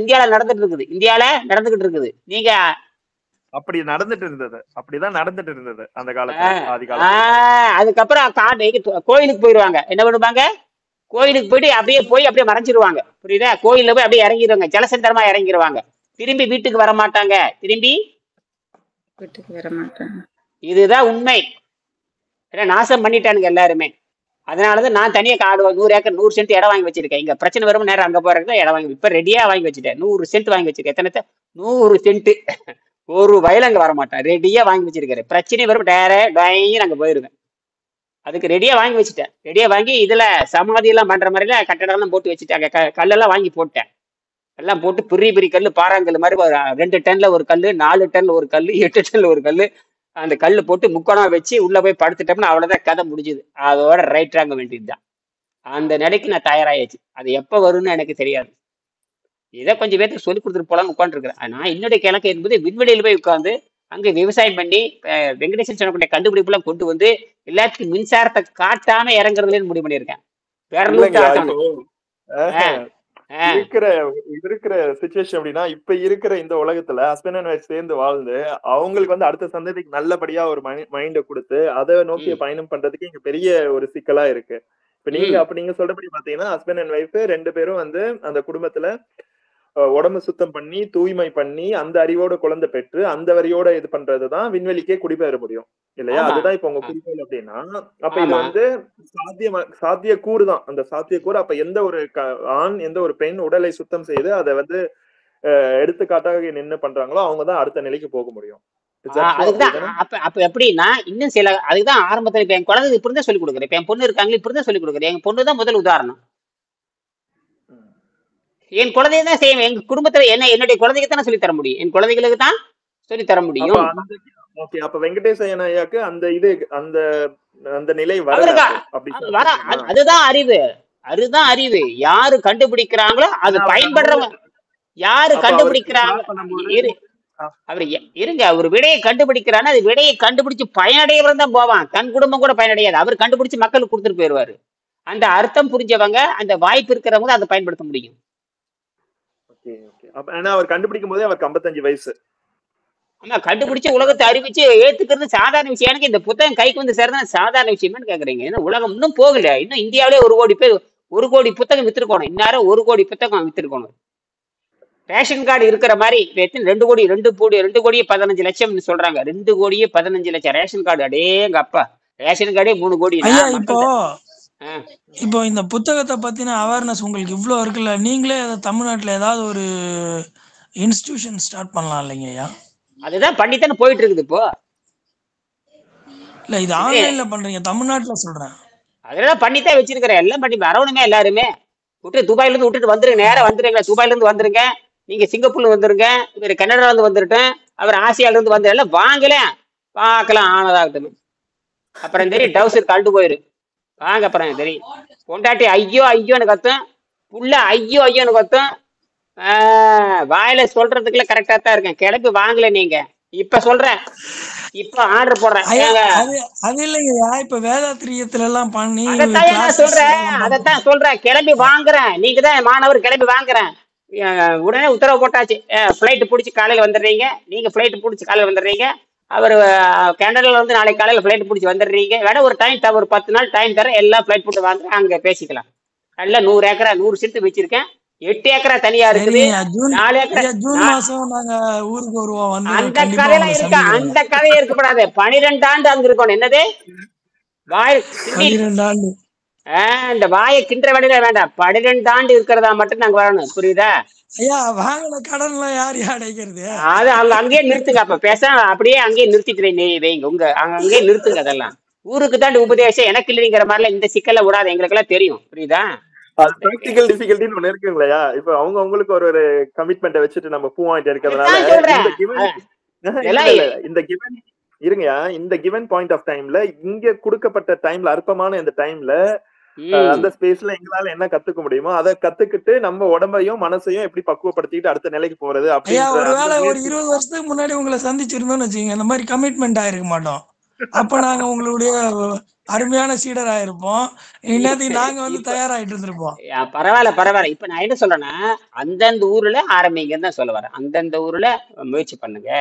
ஏன்னா குருகுல கல்விங்கிறது வேற ஒண்ணும் கிடையாது. அதுல வந்து 5 வயசுல சேர்ந்து 17 வயசுல முடிக்கணும். இப்ப எல்லாமே 7.5 கழுது வயசு ஆகி போச்சு. என்னது? ஆமா, இதுக்கப்புறம் பாத்தீங்கன்னா மனது வந்து பாத்தீங்கன்னா அடுத்தடுத்த நிலைக்கு குட்டிச்சவராய் கிடக்கு. இல்லைங்க, கெட்டி குட்டிச்சவராய் இருக்க மனசு போய் எப்படி சரி செய்யறது? நீங்க 5 வயசுல இருந்து சேர போறீங்களான்னு கேக்குறேன். 5 வயசுல சேர்ந்தீங்கன்னா 17 வயசுல கல்யாணம் பண்ணி வைக்கிறதுனால அதுதான் கேள்வியா இருந்துச்சு. கண்டிப்பாங்க, அதுதான் எனக்கு புரியுது. இது 40 தாண்டி 50 தாண்டி எல்லாம் போய் 7 குழந்தை பெத்து 3 குழந்தை பெத்து குழந்தை பெக்க அவர் கல்யாணம் பண்ணல. அவர் கல்யாணம் வேண்டாட்ட பிரச்சனைக்காக உடம்பு கெட்டு போனங்காட்டி நம்ம பொண்டாட்டி சீரடி அவ பாருங்க. அவருதான் மானஸ்தான். நாம இவ்வளவு கெட்டு போயிருக்குமே, கைகள் விளங்காதால வந்து பொண்டாட்டி கெட்டு அவ சீரழிச்சு சேர்த்து போயிருவாளுங்கிறது அவன் நியாயஸ்தனா மனித நேயத்தோட பொண்ட கல்யாணம் பண்ணிட்டாரு, புரியுதா? அந்த மாதிரி எல்லாம் இருக்கிறாங்க இல்லையா? சில பேர் கல்யாணம் ஊனமா இருந்தவங்க கல்யாணம் பண்ணி அவளையும் சேர்த்து சித்திரவதை பண்ணி அட்டாடா பண்ற அட்டகாசம். என்னுடைய முதல் மாணவரே திருமணம் ஆகாதவர். என்னது கேட்டா கல்யாணம் பண்றவங்க முட்டாளுன்ட்டாரு. என்னைத்தான் சொல்லுவாரு, நீ இல்ல கல்யாணம் பண்ணி நீ இல்ல முட்டாளும் பாரு. எங்கிட்ட பாடம் கத்துக்கிட்டு எங்கிட்ட நன்மை அடைஞ்சிட்டு எனவே முட்டாளும் பாரு. ரொம்ப சந்தோஷம் பண்ணாங்க. எங்கிட்ட அவர் எல்லா நோயும் நீண்டுருச்சுங்க. நான் வந்து அப்ப எங்கிட்ட இருக்கிறப்ப ரொம்ப ஏழையா இருந்தாரு. இப்ப அவர் பல கோடி சம்பாதிச்சு பட்டத்திட்ட மரத்துல தானே கூறு பார்ப்பாங்க. நான் சொன்னேன் ரொம்ப நல்லதான்ட்டு. ஏன்னா அவருக்கு வந்து பசிதாகத்தை கட்டுப்படுத்தி சொன்னேன். பசிதாகத்தை கட்டுப்படுத்தி போற கலையெல்லாம் கத்துக்கிட்டு எந்தெந்த நாடு போறாரோ எல்லா நாட்டிலும் போய் கத்துக்கிறது. வடநாடு போறது, ஜப்பான், வடநாடு பூரா சுத்தி பல மொழிகள் கத்துக்கிட்டு வந்துட்டாரு. அங்க இருக்கிற சூட்சமெல்லாம் கத்துக்கிட்டு வந்து ஒரு பிசினஸ் பண்ணி அவர் அடிச்சுக்கிறதுக்கு ஆள் இல்லாத ஒரு பிசினஸ் தொடங்கினாரு. இன்னைக்கு வரைக்கும் அந்த பிசினஸ் யாரும் அடிச்சுக்க முடியல. அந்த பஞ்சாப் காங்கிட்டு இருக்காரு, அவ்வளவு மிஷின் கொண்டு வந்து இறக்கிட்டாரு. அவர் மாதிரி தரமா கொடுக்க முடியாது, அந்த ரேட்டுக்கு எவனும் கொடுக்க முடியாது. பஞ்சாப் அவனுக்கு ஸ்பெஷலா அனுப்புறான். என் ரேட்டுக்கு எவனும் தர முடியாதுன்னு சொல்லிட்டு அனுப்புறதுனால சக்க போடுது. ஒரு நாளைக்கு மட்டும் குறைஞ்சபட்சம் தமிழ்நாட்டு ரேட்டுக்கு பார்த்தீங்கன்னா ஒரு நாளைக்கு 50,000 ஒரு வருமானம் வருது. சும்மா வருது. கமிஷன் மட்டும் 50,000 கமிஷன். நான் நினைச்சு பார்த்தேன், தலையே சுத்துச்சு. எங்க அப்பா ஜனாதிபதி விட சம்பளம் ஏறுதுன்ட்டு. அது அந்த மாதிரி இருக்குது. அதனால இருந்துட்டு போட்டு. அதனால வந்து அவர் என்ன சொல்றாரு தெரியுங்களா? ஐயா, இந்த 4 ஏக்கரை நம்ம வாங்கியிருக்க முடியல, கடைசி காலம் இதுதான் மிச்சம், எனக்கு தெரியும் இதெல்லாம் வேலைக்கு ஆகாது, வெங்கடேசன் சொல்ற பாயிண்ட்டுக்கு வந்துடும்னு சொல்லிட்டு இப்ப என்ன பண்றாரு தெரியுங்களா? அவ்வளவு கோடி சம்பாரிச்சாலும் தனியே ஒரு 4 ஏக்கரா வாங்கி அடக்க இப்ப பண்ணிட்டு இருக்காரு. இங்கதான் வரப்போறோம், இந்த பணம் காசு எல்லாம் நிக்காது எனக்கு தெரியும் அப்படின்ட்டாரு. வெங்கடேசன் சொல்றது அவருக்கு தெரியுது. வெங்கடேசன் இப்ப யானைக்குட்டி மாதிரி மாறிட்டாரு. ஏன்னா எங்கோட சேர்ந்து பழகிறப்போ 63 இருந்து 48 வந்து இழைச்சிருந்தாரு. இப்ப என்னடானா 3 மடங்கு தொந்தி மட்டும் 50 கிலோ இருக்கும். எத்தனை? நான் சொன்னேன், மாவனே இவனுக்கு இன்னும் சக்கரை நோய் வராம இருக்கு. ஐயா வராதுங்க. 10 நாளைக்கு முன்னாடி சொல்லும் பொழுது, மாவனே இப்படியே போயிட்டே இருந்தீங்கன்னா உங்க அப்பனுக்கு சக்கரை நோய் வந்த மாதிரி உனக்கு அவங்க அப்பனுக்கு கை வந்து கால் அழுகி போய் வெட்டி எடுத்தாங்க. என்னது வெட்டி துடுருடி செத்தாரு. என் நண்பர் அவரு நண்பராயத்தான் என்னோட மாணவரே வந்தாரு. முதல் மாணவர் யாருன்னு கேட்டீங்கன்னா அவங்க அப்பா எனக்கு நண்பராயி அவரு மூலமா தான் அவன் பையன் எனக்கு நண்பராரு. இந்த பையன் கத்துக்கிறான், அப்பன் கத்துக்க மாட்டேங்கிறான். நான் வந்து கத்துக்கிட்டு வர்றேன், என்னை எதிரின்ட்டாரு. நண்பனே எனக்கு எதிரியா மாறிட்டாரு. இன்னும் என் பையனை கட்டுட்டேங்கிறே, உன் பையனை சுத்தம் பண்றேன், அதெல்லாம் எனக்கு தெரியாது, அவன் சாப்பிடறதை நிறுத்திட்டேங்கிறப்ப ஆடா பருபாவி, இவன் அவரு சுத்தம் பண்றையா. கடைசியில நண்பர்கள் வந்து பகையா மாறிட்டான். நண்பர் என்ன வாங்கிட்டான், பகையா மாறிட்டான். கடைசியில பையனுக்கு நண்பர் ஆயிட்டான். அப்பம் பகை, பையன் நண்பன் ஆயிட்டான், மாணவனா மாறிட்டான். சொல்றதெல்லாம் கேட்பான், நல்ல பையன், அருமையான. ஆனா இப்ப என்ன சொல்றது கேட்டீங்கன்னா, கல்யாணம் பண்றவள முட்டாளும் பாரு, அது நீ சொல்லிட்டே இரு, அப்ப நீ பிறந்ததே தப்புன்னு நான் சொல்லுவேன். அது விவாதம் நடக்கும். ஆனா இப்ப என்ன சொல்றது தெரியுமா, ஐயா போதும் ஐயா, எல்லாம் பார்த்தாச்சு, தின்னாச்சு, நீ உடம்பு கெட்டு போச்சு, இன்னும் பேசாம இந்த 8 ஏக்கரை காட்டுல வந்து அழகா ஒரு குடிசை போட்டுவேன். இப்பதான் புரியுதா? ஆமா புரியுது. நான் பக்கத்தால 1 ஏக்கரா வாங்கிட்டேன். அவரு தான் எனக்கு வாங்கியே கொடுத்தாரு. 1 ஏக்கரா நானும் வாங்கியிருக்கிறேன், அவர் 4 ஏக்கரா. அதனால சென்னை வாங்க, அது நல்ல செழிப்பா இருக்கு, நல்ல இளநீ கிளநீ ஜம்முன்னு சாப்பிட்டுட்டு 10 பைசா செலவு இல்லாம நீங்க தங்கிக்கலாம். இந்த ரூம் ரெண்ட் அந்த ரெண்ட் எதுவுமே தேவையில்லை, நல்ல ஜாலியா இருக்கலாம். உடம்புல சுத்தம் ஒரே அங்க வந்தீங்கன்னு வச்சுக்கங்க, எந்த தொந்தரவும் இருக்கு, காற்று கீட்டு கருப்பு ஏத்து ஒரு யானை அதாவது குருவி காக்கா சத்தத்தை தவிர எந்த சத்தமும் இருக்காது. அவ்வளவு பீஸ்ஃபுல் மைண்டா இருக்கும். தானாவே உடம்பு மாதிரி வாங்கி வச்சிருக்கேன் 1 ஏக்கர் நிலம். அதுக்காக தான் நானும் அந்த மாதிரி தான் பிளான் பண்ணி வாங்கினேன். ஆனா வந்து என்னுடைய பயணம் வந்து கொஞ்சம் கமிட்டடா இருக்கிறதுனால அதுல சிக்கிட்டு கடைசியில அதெல்லாம் கவலைப்படாதீங்க. யோசிச்சு சக்கரை நோயின்னு சொல்லவே சொல்லாதீங்க, அதெல்லாம் கழிவு. என்னது கழிவுங்க ஐயா. அவரு கூட சொன்னாரு, மருந்து அவரு எங்க அப்பாவும் சர்க்கரை நோய் வந்து கட்டாவரில் எடுத்துட்டாங்க அப்பாக்கு. எங்க என்னுடைய மாணவருக்கு முதல் மாணவர் எங்க அப்பா துணிவு சாகிறத பார்த்து நான் ரொம்ப கஷ்டப்பட்டேங்க. என்ன பண்றது? இந்த விஷயத்துல ஒரே ஒரு மாசம், ஒரு நாள் இல்ல ஒரே வாரம் கடைப்பிடிச்சிருந்தா இந்த காலை காப்பாத்தி இருக்கலாம். நான் 10 வருஷமா சொல்றேன், அந்த கேட்கவே மாட்டேன்ட்டான். என்னது 10 வருஷம்? அதான் கிட்ட இருந்தா புரியல, கிட்ட இருந்துங்காட்டி புரியல. நீங்க எங்கேயோ இருக்கிறீங்க, எட்ட இருக்கிறீங்க, ஃபீஸ் போட்ட காட்டி கட்டுறீங்க. ஃபீஸ் போட்டா தான் ஒழுங்கா கட்டுவோன்னு எனக்கு தெரிஞ்சு போச்சு. அதுக்கப்புறம் தான் ஃபீஸ் போட ஆரம்பிச்சேன். புரியுதா? சும்மா சொல்லி கொடுத்தா எவனும் மதிக்கிறது இல்ல. சும்மா சொல்லி கொடுத்தா அவர் காலை காப்பாத்தி இருக்கலாம். எனக்கு தெரியும் காலை அவருக்கும் தெரியும் காலை காப்பாத்தி தெரியும். நீங்க ஃப்ரீயா சொல்லி கொடுத்தீங்கன்னா அதோட வேல்யூ தெரிஞ்சிருக்காது. இப்ப பாருங்க, அந்த ஒரு சின்ன தொகையா இருந்தாலும் ஓகே நம்ம காசு கட்டி இருக்கோமே அப்படின்ற அந்த ஸ்ரத்தையோட ஒரு 4 நாள் இருந்ததுனால அதோட ரிசல்ட் அவுட்புட் அவருக்கு தெரிஞ்சது. நான் ஃபர்ஸ்ட் டேவே சொன்னேன் மாமா கிட்ட, மாமா நீங்க உங்ககிட்ட எவ்வளவு இருக்குன்னு பிரச்சனை கிடையாது, 1000 இருக்கோ 2000 இருக்கோ அதை கட்டுங்க, கட்டிட்டு ஒரு 4 நாள் அதை பிராக்டிஸ் பண்ணுவோம், அதுக்கு என்னன்றது அவுட்புட் நமக்கு தெரிஞ்சிடும். இப்ப பாருங்க உங்க நண்பன் பக்கத்திலேயே இருந்தாரு, ஆனா உங்களுக்கு பாருங்க அவருக்கு சொல்லியும் அது புரியல இல்லையா, பக்கத்துல இருந்தும் அந்த நண்பனை காப்பாற்ற முடியல இல்லையா, அப்ப அந்த மனம் எப்படி வேதனைப்பட்டிருக்கும். நமக்கு தெரிஞ்சது ஆனா சொல்ல முடியலையே அப்படின்ற வருத்தம் ஒன்னும் கூட உங்களுக்கு இருந்துகிட்டே இருக்கும் பாருங்க. இப்ப யாருன்னு எதுவும் தெரியல, குவைத்துல இருக்காரு, நீங்க இந்தியால இருக்கீங்க, கைக்கோ தொட்டு பாக்கல, என்னன்னு எதுவும் தெரியாது, ஆனா நோய் குணமாயிடுச்சு பாருங்க. நோய் குணமாயிட்டு இருக்குது பாருங்க.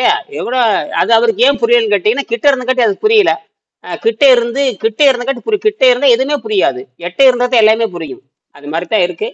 சரி பார்ப்போம். அதனால இதெல்லாம் சாதாரண விஷயம் இல்லை இது ஐயா, சாதாரண விஷயம் இல்லை. இப்ப பேசுறது எல்லாமே நீங்கள் மறுபரிசீலனை பண்ணணும். என்னது மறுபரிசீலனை பண்ணு. நீங்க சுய விடுதலை அடையாத வரைக்கும் ஒன்றும் நடக்காது.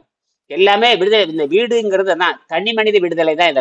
இதுல யாருமே கிடையாது, எல்லாரும் தனித்தனி தான். எல்லாரும் இங்க தனித்தனியா தான் விடுதலை அடையணும், வேறு வழியே இல்லை. ஆரம்பத்துல எல்லா சிக்கலும் இருக்கதான் செய்யும். இந்த திருமணம்ங்கிறது இதுதானே தவிர சொந்த பந்தங்கள்லாம் வந்து அதெல்லாம் எதிலிருந்து அதெல்லாம் தெளிவா சொல்லிட்டாரு. அதாவது துறவுன்னு பேரு, அகத்து துரத்தல். துறவுன்னா ஊரை விட்டு ஓடுறதெல்லாம் கிடையாது, அகத்திலிருந்து துரத்தல்னு பேரு. என்னது அகத்திலிருந்து துரத்தல்னு பேரு, அதுதான் துறவு. துறவுனான்னு காவி போட்டுக்கிட்டு பட்டையை போட்டுட்டு கொட்டையை போட்டு ஊரெல்லாம் ரகரை பண்ணிட்டு இங்க சண்டை மூட்டுறதெல்லாம் துறவு கிடையாது. புரியுதா? தூய வாழ்க்கையை வாழ்றதுன்னு அர்த்தம், யாரோடும் தொடர்பு வைத்துக் கொள்ளாதுன்னு அர்த்தம். அப்பதான் நீங்க மேன்மை அடைய முடியும். அப்பதான் பிரச்சனை வந்து குழந்தைகளை அறிவாளி ஆக்கணும், அவ்வளவுதான், முடிஞ்சு போச்சு. அப்புறம் வேற என்ன அறிவாளி ஆக்கி பாருங்களேன். அதுக்கு யாரும் அது யாரும் செய்ய மாட்டேங்க. குழந்தை அறிவாளி ஆக்கி சேலஞ்சு பண்ண ஒன்றும் ஆகாது. ஏன்னா எல்லாம் முட்டாளுன்னு எனக்கு தெரிஞ்சு போச்சு.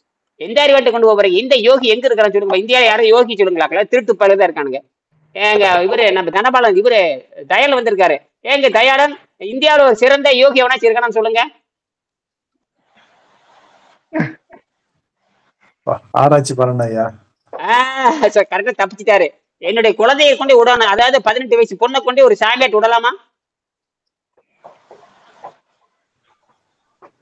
போலீஸ்கார எடுத்தவர் சொல்லுவாரு, எல்லாம் திருட்டு சாமியா சொல்லியிருப்பாரு. போலீஸ்கார் இருக்கிற கவனமா இருங்க, எல்லாரும் திருட்டு போயிருக்கப்பா. உலகத்துல நல்லவனே கிடையாது. உலகத்துல நல்லவனே. ஏன்னா ஆகாரத்தை சாப்பிட்றவனுக்கு எப்படி ஆரோக்கியம் வரும்? ஆனா ஆகாரம் திங்கிறவனுக்கு சாராயம் தானே சாப்பிட்றான். சாராயம் சாப்பிட்றவனுக்கு எப்படி அவனுக்கு என்ன ஒடுக்கம் வரும் அவனுக்கு? சரியா போச்சா? அதான் ஒழுக்கம்ங்கிறது வர வாய்ப்பு கிடையாது. அதனால அதெல்லாம் இருந்துட்டு போட்டும், பிடிச்ச அளவுக்கு சுத்தம் செய்யுங்க. வேற ஏதாவது சந்தேகம் இருக்கா? நேரமாச்சு. இல்ல இது வந்து என்ன பண்ணணுங்க? இப்ப வந்து வெறும் நம்ம வந்து நீங்க சொல்ற மாதிரி உடம்ப சுத்தம் பண்ணவே இந்த இது வந்து நம்ம அடுத்த நிலைக்கு அது கூட்டிட்டு போயிட்டே இருக்கோம். இப்ப அதுக்கான அறிவை மட்டும் நம்ம சிந்திச்சுதான் உடம்பு கரைஞ்சிட்டே வரும். இது என்ன பாருங்க, உடம்பு கரைஞ்சிட்டே வரும். உடம்பு கரையணும், ரத்த சுத்தமாகணும். உடம்பு கரையணும், ரத்த சுத்தமாகணும். உடம்பு கரையணும், ரத்த சுத்தம். எந்த ஒரு இப்ப எனக்கு எதுவுமே புரியல, நான் என்ன பண்ணணும்?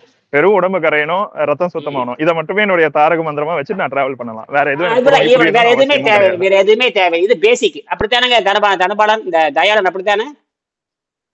ஐயா அவ்வளவுதான் ஐயா. அவ்வளவுதான். அப்போ அவரு இப்பதான் சக்கரை நோயை கேட்டீங்களா? அவரு நான் சொன்னேன் சக்கரை நோய் கிடையாது ஒண்ணும் கிடையாதுன்னு சொன்னேன். அப்பவே சொன்னேன் அவர் சக்கரை நோயாவது ஒண்ணாகுது அப்படின்னு. அவர் கடுமையான சக்கரை நோய் பயந்துட்டு கிடந்தாங்க. வேற எதுக்காக கூட சக்கரை நோயாளிதான், சக்கரை நோயே கிடையாது. நான் ஏன் சக்கரை நோய் வெள்ளைக்காரன் சொன்னா சக்கரை நோயான்னு கேட்டேன். அப்படி அவர் எங்க போச்சு 7 தடவை செக் பண்ணிட்டாரு. ரிவர்ஸ்ல போகுது. ஆச்சரியமா இருக்குது. சொல்லிருங்க நீங்க நேற்று சப்பாத்தி சாப்பிட்டு அந்த கதையை சொல்லி முடிச்சிடலாம். நேற்று சப்பாத்தி சாப்பிட்டு அந்த கதையை சொல்லுங்க. அதான் சார் ஐயா, காலையில நம்ம எதுவுமே சாப்பிடாத முன்ன எடுத்தாங்க 91, அப்புறம் 2 சப்பாத்தி சாப்பிட்டு போய் எடுத்தாங்க 64 ஐயா. ரிவர்ஸ் பண்ண நீர் தூய்மையத்தை பண்ண அதுவே வந்து அடுத்த நிலைக்கு நம்ம தூய்மையை நோக்கி கொண்டு போவோம். அவ்வளவுதான். அந்த லேப் டெக்னீஷியன் என்ன சொல்றான்னு கேளுங்க. அதெல்லாம் இருக்கட்டும், உங்களுக்கு புரியல. உங்களுக்கு சக்கரை நோய் வந்திருந்தா இன்னைக்கு பதில் சொல்லிருப்பீங்க. யாரு சக்கரை நோய் வந்து சீரழிஞ்சிருந்தா திருடோஸ் வந்து கரெக்டான பதில் வந்திருக்கு. அவருக்கு தெரியல. சக்கரை நோய் வந்தவனுக்கு தான் அந்த வருத்தம் தெரியும். நீங்க சொல்லுங்க. அவரு உட்காந்துருக்காருல, சொல்லுங்க. இவர் என்ன சொல்றாருன்னா, சாப்பிட்டா சக்கரை அதிகமானவங்க இல்லையா, சாப்பிட்டா சக்கரை ரிவர்ஸ்ல போயிடுச்சுங்கிறாரு. அந்த டாக்டர் பார்த்துட்டு என்னையா ரிப்போர்ட் வித்தியாசமா இருக்குன்னு கேட்டிருக்காரு. என்ன எப்படி report? Medical report, machine report எப்படி போய் சொல்லும்? மனுஷன் போய் சொல்லுவா, மெஷின் போய் சொல்லுமான்னு கேக்குறேன். உங்க குளுக்கோமீட்டர் போய் சொல்லுமான்னு கேக்குறேன். குளுக்கோமீட்டர் போய் சொல்லுமா? அப்படியே காட்டும். அதேதான், அதுக்கு பதிலே கிடையாது. டாக்டர் பார்த்துட்டு என்னையா 90 இருந்தா 200 போயிருக்கு, 90 இருந்தா 150க்காவது போயிருக்கும், அல்ல 110க்கு போய் 120க்கு போயிருக்கணும். இன்னும் எனக்கு நம்ப முடியல. இவர் சொல்லிட்டே எனக்கே தெரியுது, ஓ இப்படி நடக்குதா அப்படின்னு. அதுதான் மேஜிக். என்னது இதை விட திருமாறன் ஒருத்தர் இருக்காரு, அவரை காணுவார், பெங்களூர் போயிட்டாரு. அவரை பேசணும் இன்னும் அழகா பேசுவாரு. உண்மையாலுமே காளான்பரி தின்னுட்டு போனாங்க, சர்க்கரையே ஏறலைங்கிறாரு. ரிப்போர்ட் காட்டுறாரு. அது என்ன சொல்றாருன்னா, ரிப்போர்ட் காட்டாரு. அது வேணா ரிப்போர்ட் உங்களுக்கு அனுப்ப சொல்றேன். அது பார்த்தா நீதான் ரிப்போர்ட் காட்டினீங்களா, நீங்க பாத்துட்டீங்களா? நீங்க எனக்கு ஒரு காப்பி அனுப்புங்க ஐயா, ஒரு காப்பி, ஒரு போட்டோ காப்பி எடுங்க. இப்பவே அனுப்பிடுங்க. மொபைல்ல இருக்கு போட்டோ, அப்படியே அந்த குரூப்ல வச்சிடுறேன் ஐயா. குரூப்ல போட்டு விடுங்க, அது பாக்கட்டும், ரிப்போர்ட் பாக்கட்டும். இதை விட ஆச்சரியம் கேட்டீங்கன்னா, இதை விட ஆச்சரியம் திருமாறன் காணும். திருமாறன் வந்து கடுமையான சக்கரை நோய். அவர் வந்து ட்ரக் அடிக்ட். அவர் சொல்லுவாரு, நான் சாப்பிட ட்ரக்னா சாதாரண ட்ரக் இல்ல, ஒரு நாளைக்கு 3 பாட்டில் 4 பாட்டில் குடிக்கிறவரு, 3 பாட்டில் 4 பாட்டில் சாரை குடிக்கிறவரு, 3 வேளை இறைச்சி சாப்பிட்றவரு, 3 வேளை சிகரெட் சாப்பிட்றவரு, ஒரு நாளைக்கு 5 பாக்கெட் சிகரெட் சாப்பிட்றவரு. அத்தனை உடம்பு கெட்டு போய் மென்டல் அவுட் ஆயிடுச்சு. மூளையில வந்து அப்படியே பித்தை மாரி, உங்களை மாதிரி தான் பித்தை மாரி பைத்தியமா ஆயிட்டாரு அவரு, மென்டல் அவுட். இப்ப அவர் சொல்றாரு, அத்தனை நோயும் போயிடுச்சு, நான் வேணும்னே காளான் பிரியாணி சாப்பிட்டுட்டு போனா சுகரே இல்லைங்கிறான். அப்புறம் அந்த 100க்கு மேல தாண்டலைங்கிறாரு. அதாவது என்ன பண்றாரு, சுத்தம் பண்ணி ஒரு தடவை 32 நாள் வாட்டர்ல போட்டேன். எத்தனை நாள்? 32 நாள். நீங்களே பயந்து ஓடிடுவீங்க. 32 நாள் அவரே போட்டார் வாட்டர்ல போட்டு. கடைசியில பச்சை வாந்தி எடுத்தார். அப்படி லொலக்குன்னு பச்சையா வெளி வந்து பாம்பு வந்து இப்படி விழுகிற மாதிரி பச்சையா வாந்தி எடுத்தாரு. ஐயோ இந்த பச்சை வாந்தி, ஐயோ வாழ்க்கையில என்ன பார்க்கவே இல்லைங்கிற. அதுதான் அந்த விஷம். அந்த விஷம் பூரா வந்தோடனே 90 விழுக்காடு நோய் நல்லா ஆயிடுச்சு. எத்தனை விழுக்காடு? 90 விழுக்காடு நல்லா ஆயிடுச்சு. அந்த 5 விழுக்காடு மாட்டையில் உட்காந்து. நான் சொன்னேன், அந்த 5 விழுக்காடு எது தெரியுமா? நீ சாப்பிட்ற பிரியாணி, நீ சாப்பிட்ற காளானு, நீ சாப்பிட்ற வடை, அன்புக்காக கொடுக்குற வடை, இதெல்லாம் நீ விட்டாதான் நல்லா விட்டான். அதுதான் ட்ரை பண்ற அப்படின்னாரு. இப்ப ட்ரை பண்ணிட்டு எங்க போயிட்டாரு? பெங்களூர் போயிட்டாரு. அவர் கூப்பிட்டுருக்கலாம். அவர் என்னதான் சொன்னாரு, ஒரு 5 நாளைக்கு முன்னாடி பேட்டி கண்ட சொன்னாரு, நான் உண்மையாலுமே ரத்தத்தை செக் பண்ணிட்டு காளான் பிரியாணி சாப்பிட்டுட்டு போனாலும் ஏறவே இல்லை. அந்த லேப் டெக்னீஷியன் பையன் சொல்றான், ஆச்சரியப்படுறான், இன்னையே காளான் பிரியாணி தின்னுட்டு வந்தையா, இந்நேரம் 200 தாண்டி இருக்கணும். அவன் நம்பவே மாட்டேங்கிறான். அவன் அதுக்கு முன்னாடி அவன் சொல்லிட்டே போறாரு, காளான் பிரி சமையல் பண்ணிட்டு வந்திருக்கிறேன், காளான் பிரி. அப்புறம் சாப்பிட்டு போட்டு அவனுக்கு வேற டிஃபன் பாக்ஸ் போய் காட்டி இருக்கிறாரு. வேற அவர் நண்பர் ஆயிட்டாங்க இல்லையா? அவருடைய ரிசல்ட் பார்த்தோன்னே அந்த லேப் டெக்னீஷியன் வந்து 7 தடவை செக் பண்ணி பார்த்தாரு. இவரோட ரிசல்ட் வந்து விசித்திரமா இருக்குங்காட்டி அவன் அப்படியே புலாங்கிதம் அடையிற. என்ன சாமி, என்ன பண்றீங்க நீங்க? எப்படி சக்கரை நோய் தீர்ந்துச்சு? எப்படி ஒண்ணுமே எங்களுக்கு புரியவே இல்லை அப்படின்னாரு. அப்புறம் அது ஒரு தடவை பண்ணிட்டு இருக்காரு, பாரு காளான் பரி சாப்பிட்டு வந்துட்டேன், இந்த பாலன் தான் சாப்பிட்டு இருக்கேன், ரத்தத்தை பாரு, ரத்தம் ஏறவே இல்லைங்க. அப்புறம் என்ன ஆச்சுன்னா ஹீமோகுளோபின் 15.5. அவன் நம்பவே முடியல, எவனுக்குமே வராது. வயசு 70 வயசு ஆளுக்கு எப்படிங்க வருங்கிறான். அவன் 15.5 காட்டுது. எத்தனை? 15.5. இன்னும் 1/2 பாயிண்ட் இருந்து 16. அவன் சொல்றான் அந்த 16 வந்துட்டு எக்ஸ்ட்ரீம் லைட், அதான் ஹீமோகுளோபின். நான் சொன்னேன் அதெல்லாம் ஒண்ணும் கிடையாது, ரத்த சுத்தமானாவே இருக்கிற சிகப்பு மேல வந்துருச்சு, சிகப்பு மேல வந்து காட்டுது, அப்பதான் ஒரிஜினல் சிகப்புன்னு சொன்னேன். நீ ஹீமோகுளோபின் கீழதுனால வராது. அப்புறம் என்னது, இந்த அயன் டேப்லெட் அது சாப்பிட்டாலும் வராது, என்ன சாப்பிட்டாலும் வராது, சுத்தமானால் அது ஹீமோகுளோபின் மேல வந்துடும் அப்படின்னு சொன்ன காட்டி அவன் அவனுக்கு அது புரியாது இல்ல. அவனா ரொம்ப சந்தோஷமா இருந்தாரு. அதனால இதை விட ஆச்சரியமான ரிசல்ட் தான் இருக்குது. இன்னும் எங்க இது வந்து எப்படின்னா ஒவ்வொரு மனிதன் நான் சொன்னேன் இந்த அது உங்க ரிப்போர்ட் உங்களுக்கு மட்டும்தான் பொருந்துமே தவிர துபாயில் இருக்கிற யாருக்குமே இது பொருந்தாது. என்னது அது உடம்பு நம்ம சுத்தம் பண்ண ஐயா. ஒவ்வொரு தனி மனுஷனுடைய உடல் வாகம் வேற இல்லையா? ஒருத்தருடைய இது வந்து இன்னொருத்தருக்கு பொருந்தாது. அப்ப இந்த கேள்வி என்னைக்கா டாக்டர் கேட்பிச்சிருக்கீங்களான்னு கேட்க ஒரு இந்த கேள்வி எங்கிட்ட கேக்குறீங்க. நீங்க என்னைக்காவது நீங்க வைத்தியம் பார்க்குற டாக்டர் கேட்டிருக்கிறீங்களா? என்னடா கதவுடன் கேட்க வேண்டியதாண்டா. கேட்க மாட்டீங்க, முடியாது, மாட்டிக்கிட்டீங்க. கேட்டு பாருங்க. நீங்க எங்கிட்ட கேக்குறீங்க, இவ்வளவு கேள்வி கேட்கறீங்களே, வைத்தியம் ஏன்டா இத்தனை வருஷமா வைத்தியம் பண்ணிருக்கிறீங்களே, என்னடா நீங்க சொல்றேன்னு கேட்டுக்கலாம்ல நீங்க. ஐயா ஒவ்வொரு தண்ணீராக்கு இருக்கிற மாதிரி ஒவ்வொரு பிளட் ரிப்போர்ட் இப்படி இருக்குமே, அப்படி பாத்தீங்கன்னா அது எப்படி பொதுவான ரிப்போர்ட் நீ வச்சிருக்கீங்கன்னு கேட்கணும் இல்ல? என்னைக்காவது கேட்டிருக்கிறீங்களா உங்க டாக்டர் கேட்டிருக்கிறீங்களா? ஓடா வெளிப்படான்ருவா, ஓடா வெளிவன்றுவா. என்னது நாளைக்கு வராதேன்றுவா. என்னது ஓடா வெளிப்படான்ருவான். அப்படியே சொல்லிடுவான். நர்ஸுக்கு கூப்பிட்டு சொல்லிடுறேன் உள்ள விடாதேன்றுவான். அதெல்லாம் அது மட்டும் இல்ல, டாக்டர் ரிப்போர்ட் பார்க்க மாட்டேன், நர்ஸ் வந்து ரிப்போர்ட் சொல்லிடுவா, உங்க டாக்டர் வர வேண்டாம்னு சொல்லிட்டு நீங்க என்ன பண்ணுவீங்க? மாதிரி பைத்தியம் முடிச்சு மாட்டி அலைய வேண்டியதுதான். அதனால இங்கதான் கேள்வி கேட்கற உரிமை இதுல மட்டும்தான் இருக்கு. கேள்வி கேட்கற உரிமை மட்டும். அதாவது என்னது, செல்வத்தில் செல்வம் செல்வத்தில் எல்லாம் தலை. சரிம்மா, இந்த 22ஆம் பாடத்தை படிச்சிடலாமா? ஒருக்கா 22 படிச்சுட்டு முடிச்சுக்கலாம். 5 படிங்க. 22ஆம் பாடத்தை எடுத்து படிங்க ஒரு தடவை. 22 அது ரிப்போர்ட் வச்சுட்டேன் குரூப்ல. நான் பாத்துறேன். ரொம்ப நல்லது. 22 படிங்க. அது ரொம்ப 22ஆம் பாடத்தை எடுத்து படிங்க. முதியோர் இல்லம் படிக்கலாமா? முதியோர் இல்லம் படிக்கலாம் ஐயா. ஓகேங்க, அது படிக்கலாம். முதியோர் இல்லம் படிங்க. ரொம்ப முக்கியமானது. பாருங்க, எல்லாரும் வயசாக போறப்ப என்ன ஆக போறீங்க, இது ரொம்ப முக்கியமான பாயிண்ட். என்னது? முதியோர் இல்லங்கள் சம்பந்தங்கள். ஒரே நிமிஷம். எல்லாரும் எதை நோக்கி தாண்டிட்டு இருக்கிறீங்க? எல்லாத்துக்கும் எனக்கு வந்து 65 வயசு, புரியுதா? இதுல யார் 65 வயசு? 65 யாருங்க? 65, நான் 65, அவர் 65, இது 3 பேர் 65. நீங்க எவ்வளவுங்க ஐயா? ரஜினி நீங்க எவ்வளவுங்க? 39 ஐயா. 40. இன்னும் 25 வயசு இருக்குது உங்களுக்கு. அங்க அவர் நாராயணன், உங்களுக்கு என்ன வயசு? 43 ஐயா. ரைட். இப்ப எங்களுக்காக இப்ப திருவிழாவை சேர்ந்தாரு. எத்தனை வயசு ஆளுகள் நீங்க பாத்துட்டு இருக்கிறீங்க? எனக்கு இப்ப 37ங்கய்யா.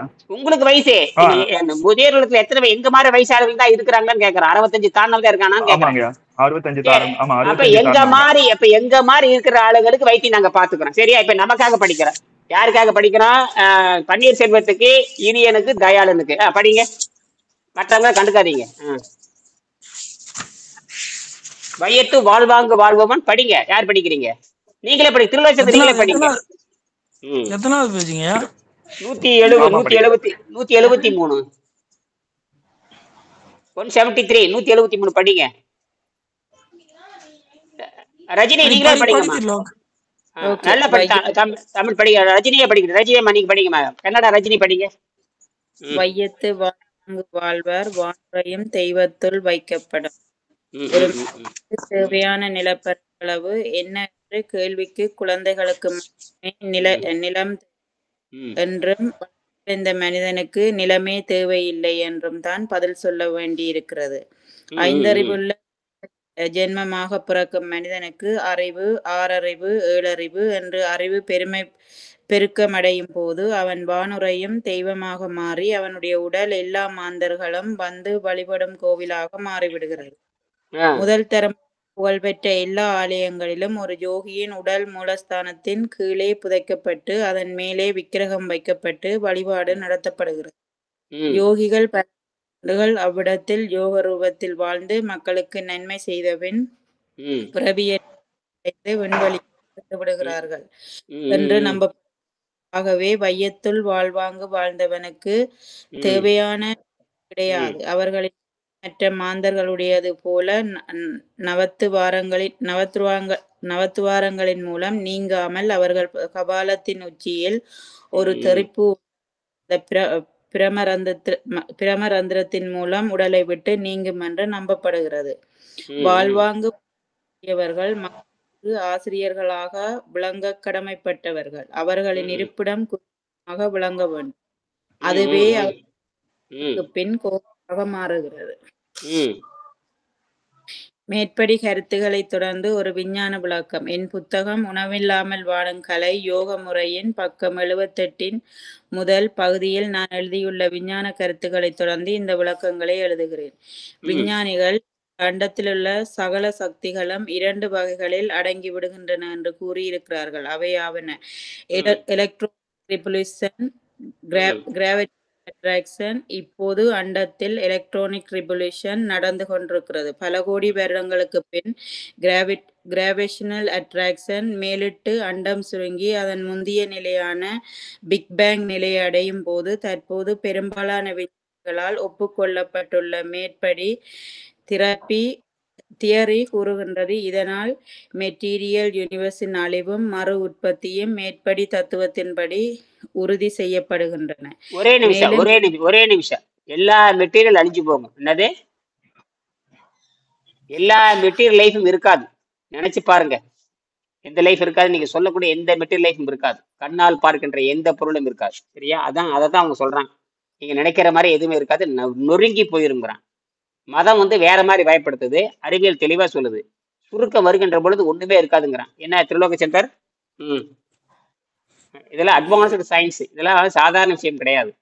அதாவது இதெல்லாம் இந்த யோக மார்க்கத்தில் நான் பேசித்தான் தீரணும். என்னுடைய பாடத்திட்டத்தில் இருக்கு, நான் பேசுறேன். இந்த பாடத்திட்டத்துல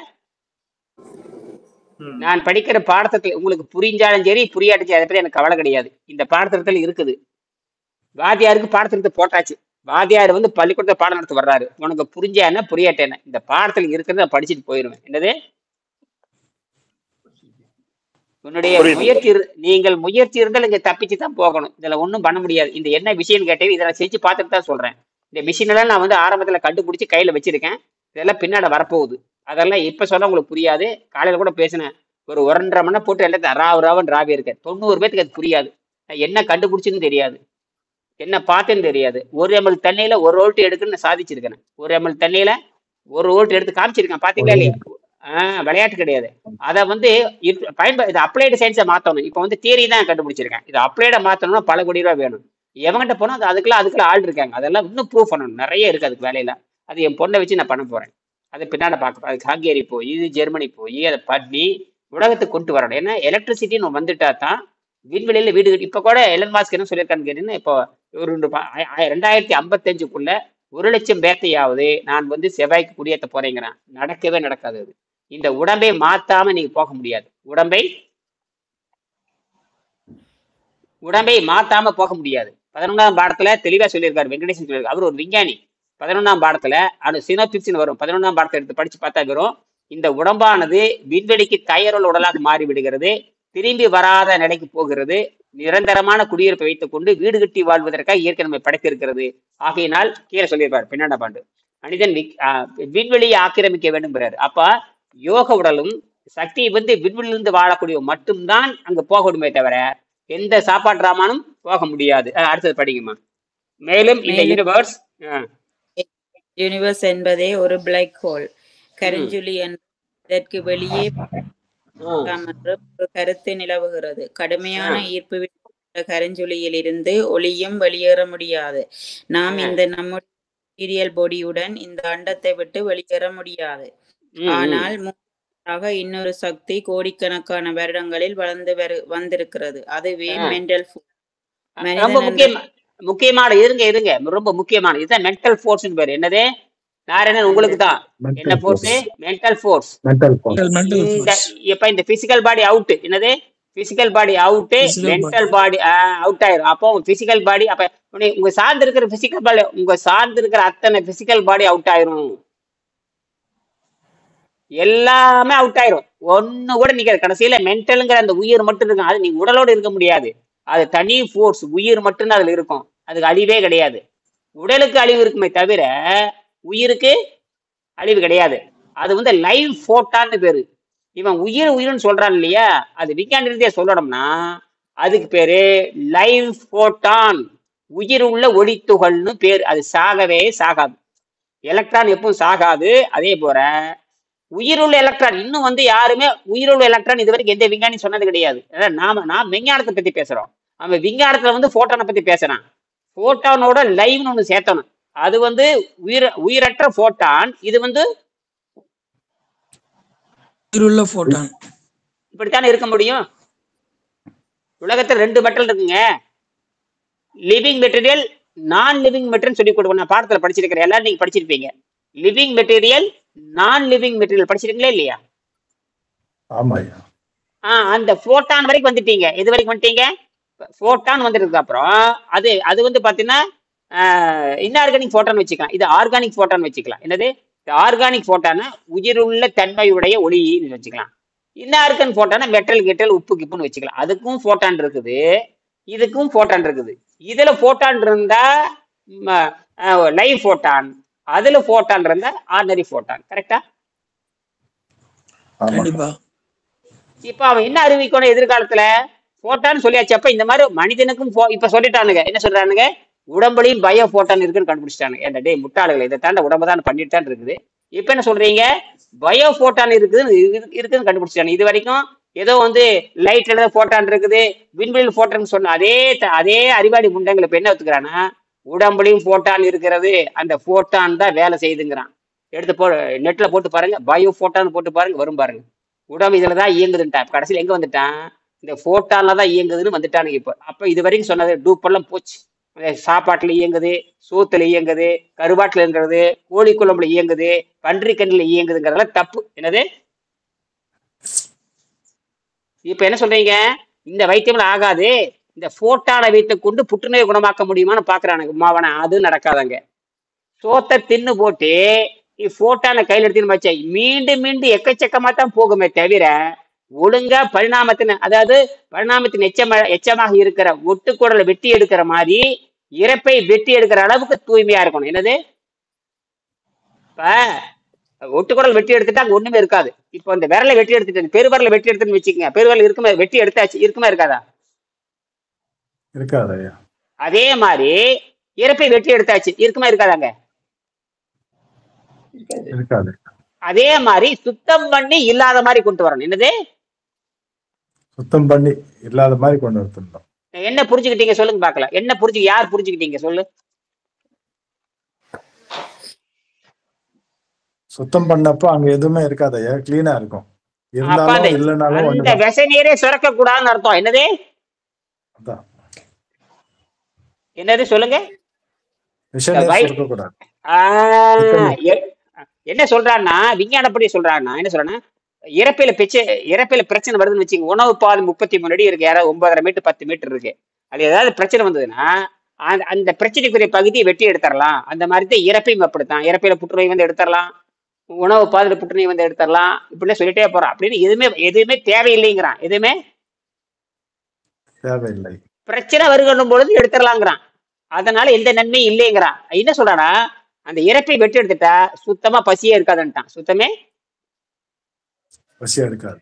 கரெக்டா அவனு சொல்றான். அதே மாதிரி தான் நாம இறப்பை இருக்கணும், ஆனால் அதுக்கு வேலை கொடுக்க கூடாது. என்னது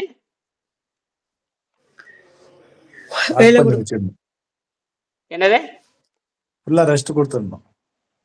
ரெஸ்ட் கொடுக்கறதுக்கு உடம்பு என்ன ஆகுது, மேல்நிலைக்கு போயிடுது. என்னது மேல்நிலைக்கு போயிடுது. இந்த நிலை பரிணாமத்தை அடுத்த கட்டத்துக்கு போயிடுது, பரிணாமத்தினுடைய அடுத்த கட்டத்துக்கு. அப்ப இந்த மெட்டீரியல் லைஃப் என்னாச்சு, டோட்டல் மெட்டீரியல் லைஃப் அவுட் ஆகுது. என்னது டோட்டல் மெட்டீரியல் லைஃப்.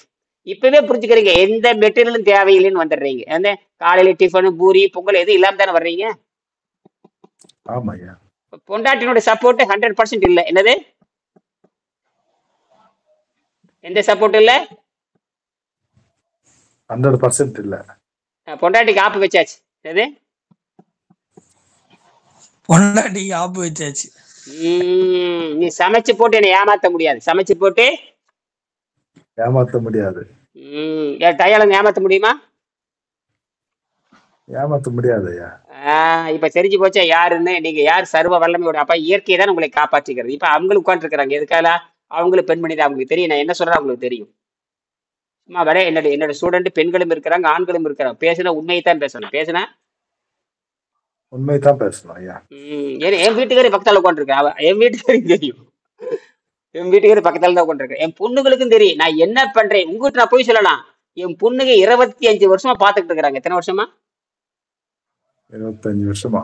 ஏன்னா வீட்டு விட்டும் வெளியே போக மாட்டேங்கிறான், சமையல் கட்டு பக்கம் போக மாட்டேங்கிறான். எங்கது வீட்டு விட்டும் வெளியே போக மாட்டேங்கிறான், இட்லி தோசைக்கும் போக மாட்டேங்கிறான், இட்லி தோசை பூரி பொங்கலுக்கும் போக மாட்டேங்கிறான், ஹோட்டல் கடைக்கும் போக மாட்டேங்கிறான். என்னடா இவன்?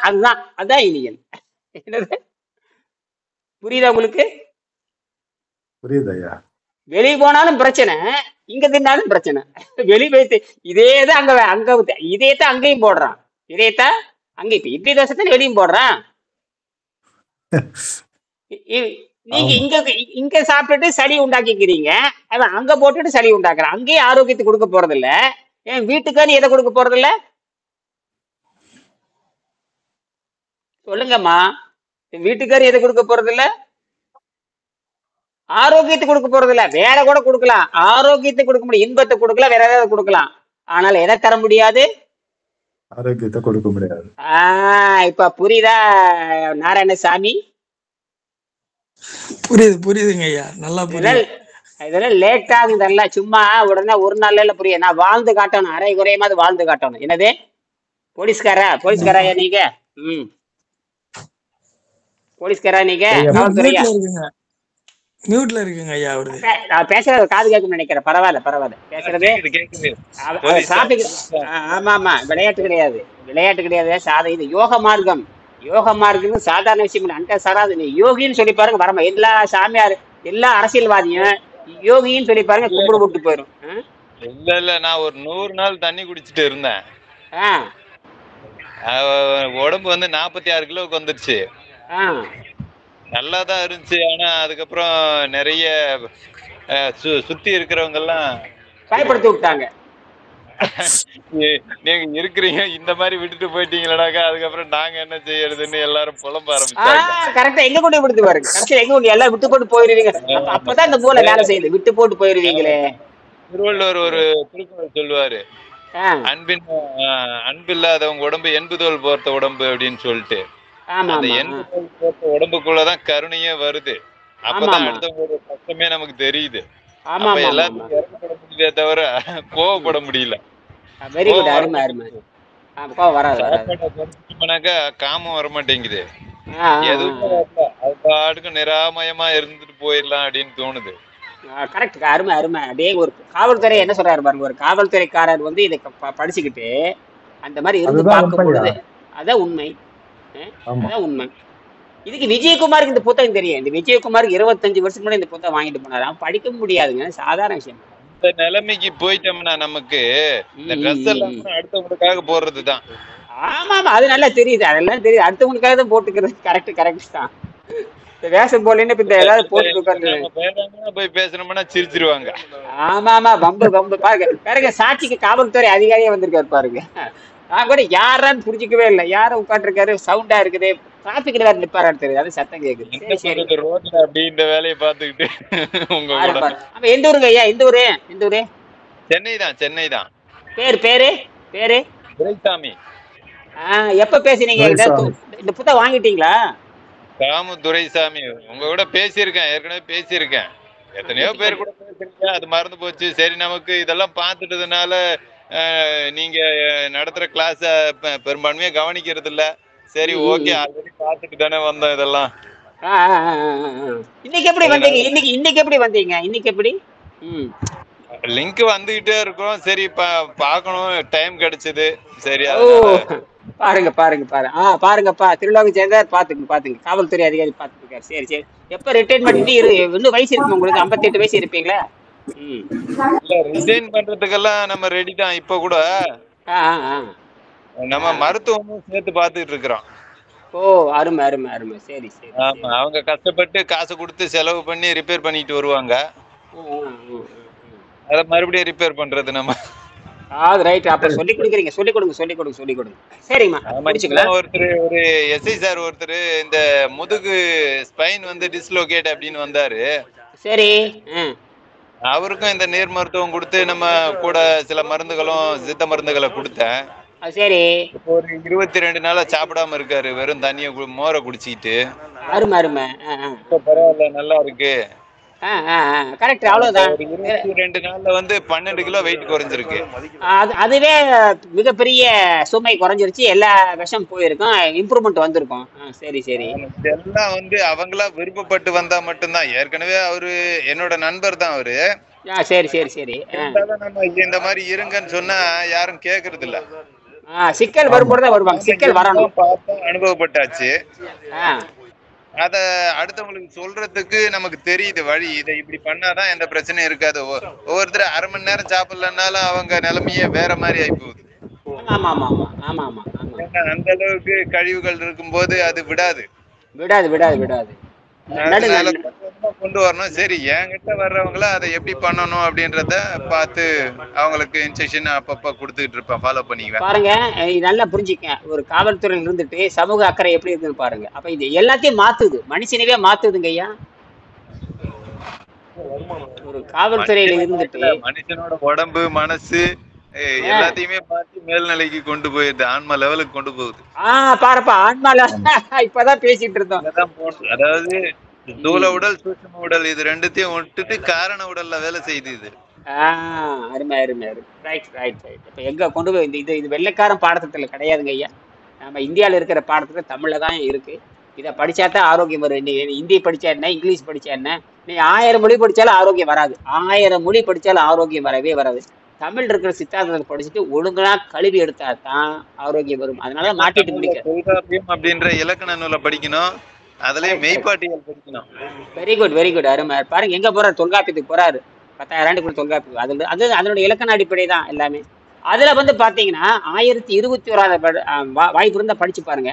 1021 பாடல்ல தாபதர் பள்ளிகள், இப்ப நான் சொல்ல பாருங்களா, பசி தாகத்தை கட்டுப்படுத்துகின்ற தாபதர் பள்ளிகள் இருந்தன, சித்தர் பள்ளி இருந்தன எழுதியிருப்பாரு. அதாவது அந்த பாட்டு சொல்லி முடிச்சிடலாம். மறிவில் செய்தி மூவைய காலமும் நெறியின் ஆற்றிய அறிவின் தேயமும் நாளிரு வழக்கின் தாபதர் பாக்கமும், அட்டாங்க யோகம் செய்கின்ற தாபதர் பாக்கம் இருந்தன, அறிவை அடிப்படை கொண்ட சித்தர் பாக்கம் இருந்தன, வேலியர் பாக்கம் இருந்தன, அந்தனர் பாக்கம் இருந்தன, அரசர் பாக்கம் இருந்தன என்று எழுதிட்டு வர்றாரு. இந்த மாதிரி டிபார்ட்மெண்ட் இருந்திருக்குதுங்கிறாரு. அப்ப சித்தர் டிபார்ட்மெண்ட் எப்போ வந்துருச்சு, சித்தரை தாண்டி தாபதர் டிபார்ட்மெண்ட் பசிதாகத்தை கட்டுப்படுத்துவதன் மூலமாகவே மரணத்தை எதிர்க்கின்ற தாபர் பள்ளிகள் இருந்தானே எழுதியிருக்காங்க. அதுல தாபதர் பள்ளிகள் 1025 பாடல் எடுத்து படிச்சு பாருங்க, கரெக்டா படிச்சுட்டீங்க. வாய்ப்பு இருந்தா படிச்சு பாருங்க. அருணகிரிநாதர் இருக்காருல்ல, ஆமா, அவருடைய வாழ்க்கையில பார்த்தோம்னாக்கா எல்லா நோயும் வந்துருச்சு. ஆமா, அதுக்கப்புறம் அவர் சாப்பிடாம இருந்துதானே மறுபடியும் இயல்பான நிலைக்கு வந்தாரு. ஆமா, வாயை மூடுன காட்டி தானே, சும்மா இரு வாயை மூடு. அனுபூதி அப்படின்ற ஒரு பாடல்ல சொல்றாரு, அனுபூதி சொல்லற அப்படின்ற ஒரு வார்த்தையை அவர் யூஸ் பண்ணுவாரு. செம்மான் திருடன் பெம்மான் முருகன் பிறவான் இரவான் சும்மா இரு சொல்லற என்றலுமே அம்மா பொருள் ஒன்றும் அறிந்திலனே.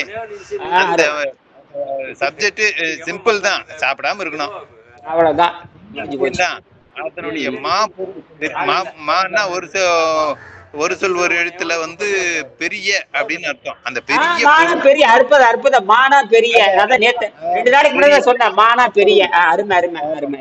பொருள் அறிந்திலனே அப்படின்னு அருணகிரிநாதர் சொல்றாரு. அருணகிரிநாதர் பெரிய அறிவாளி.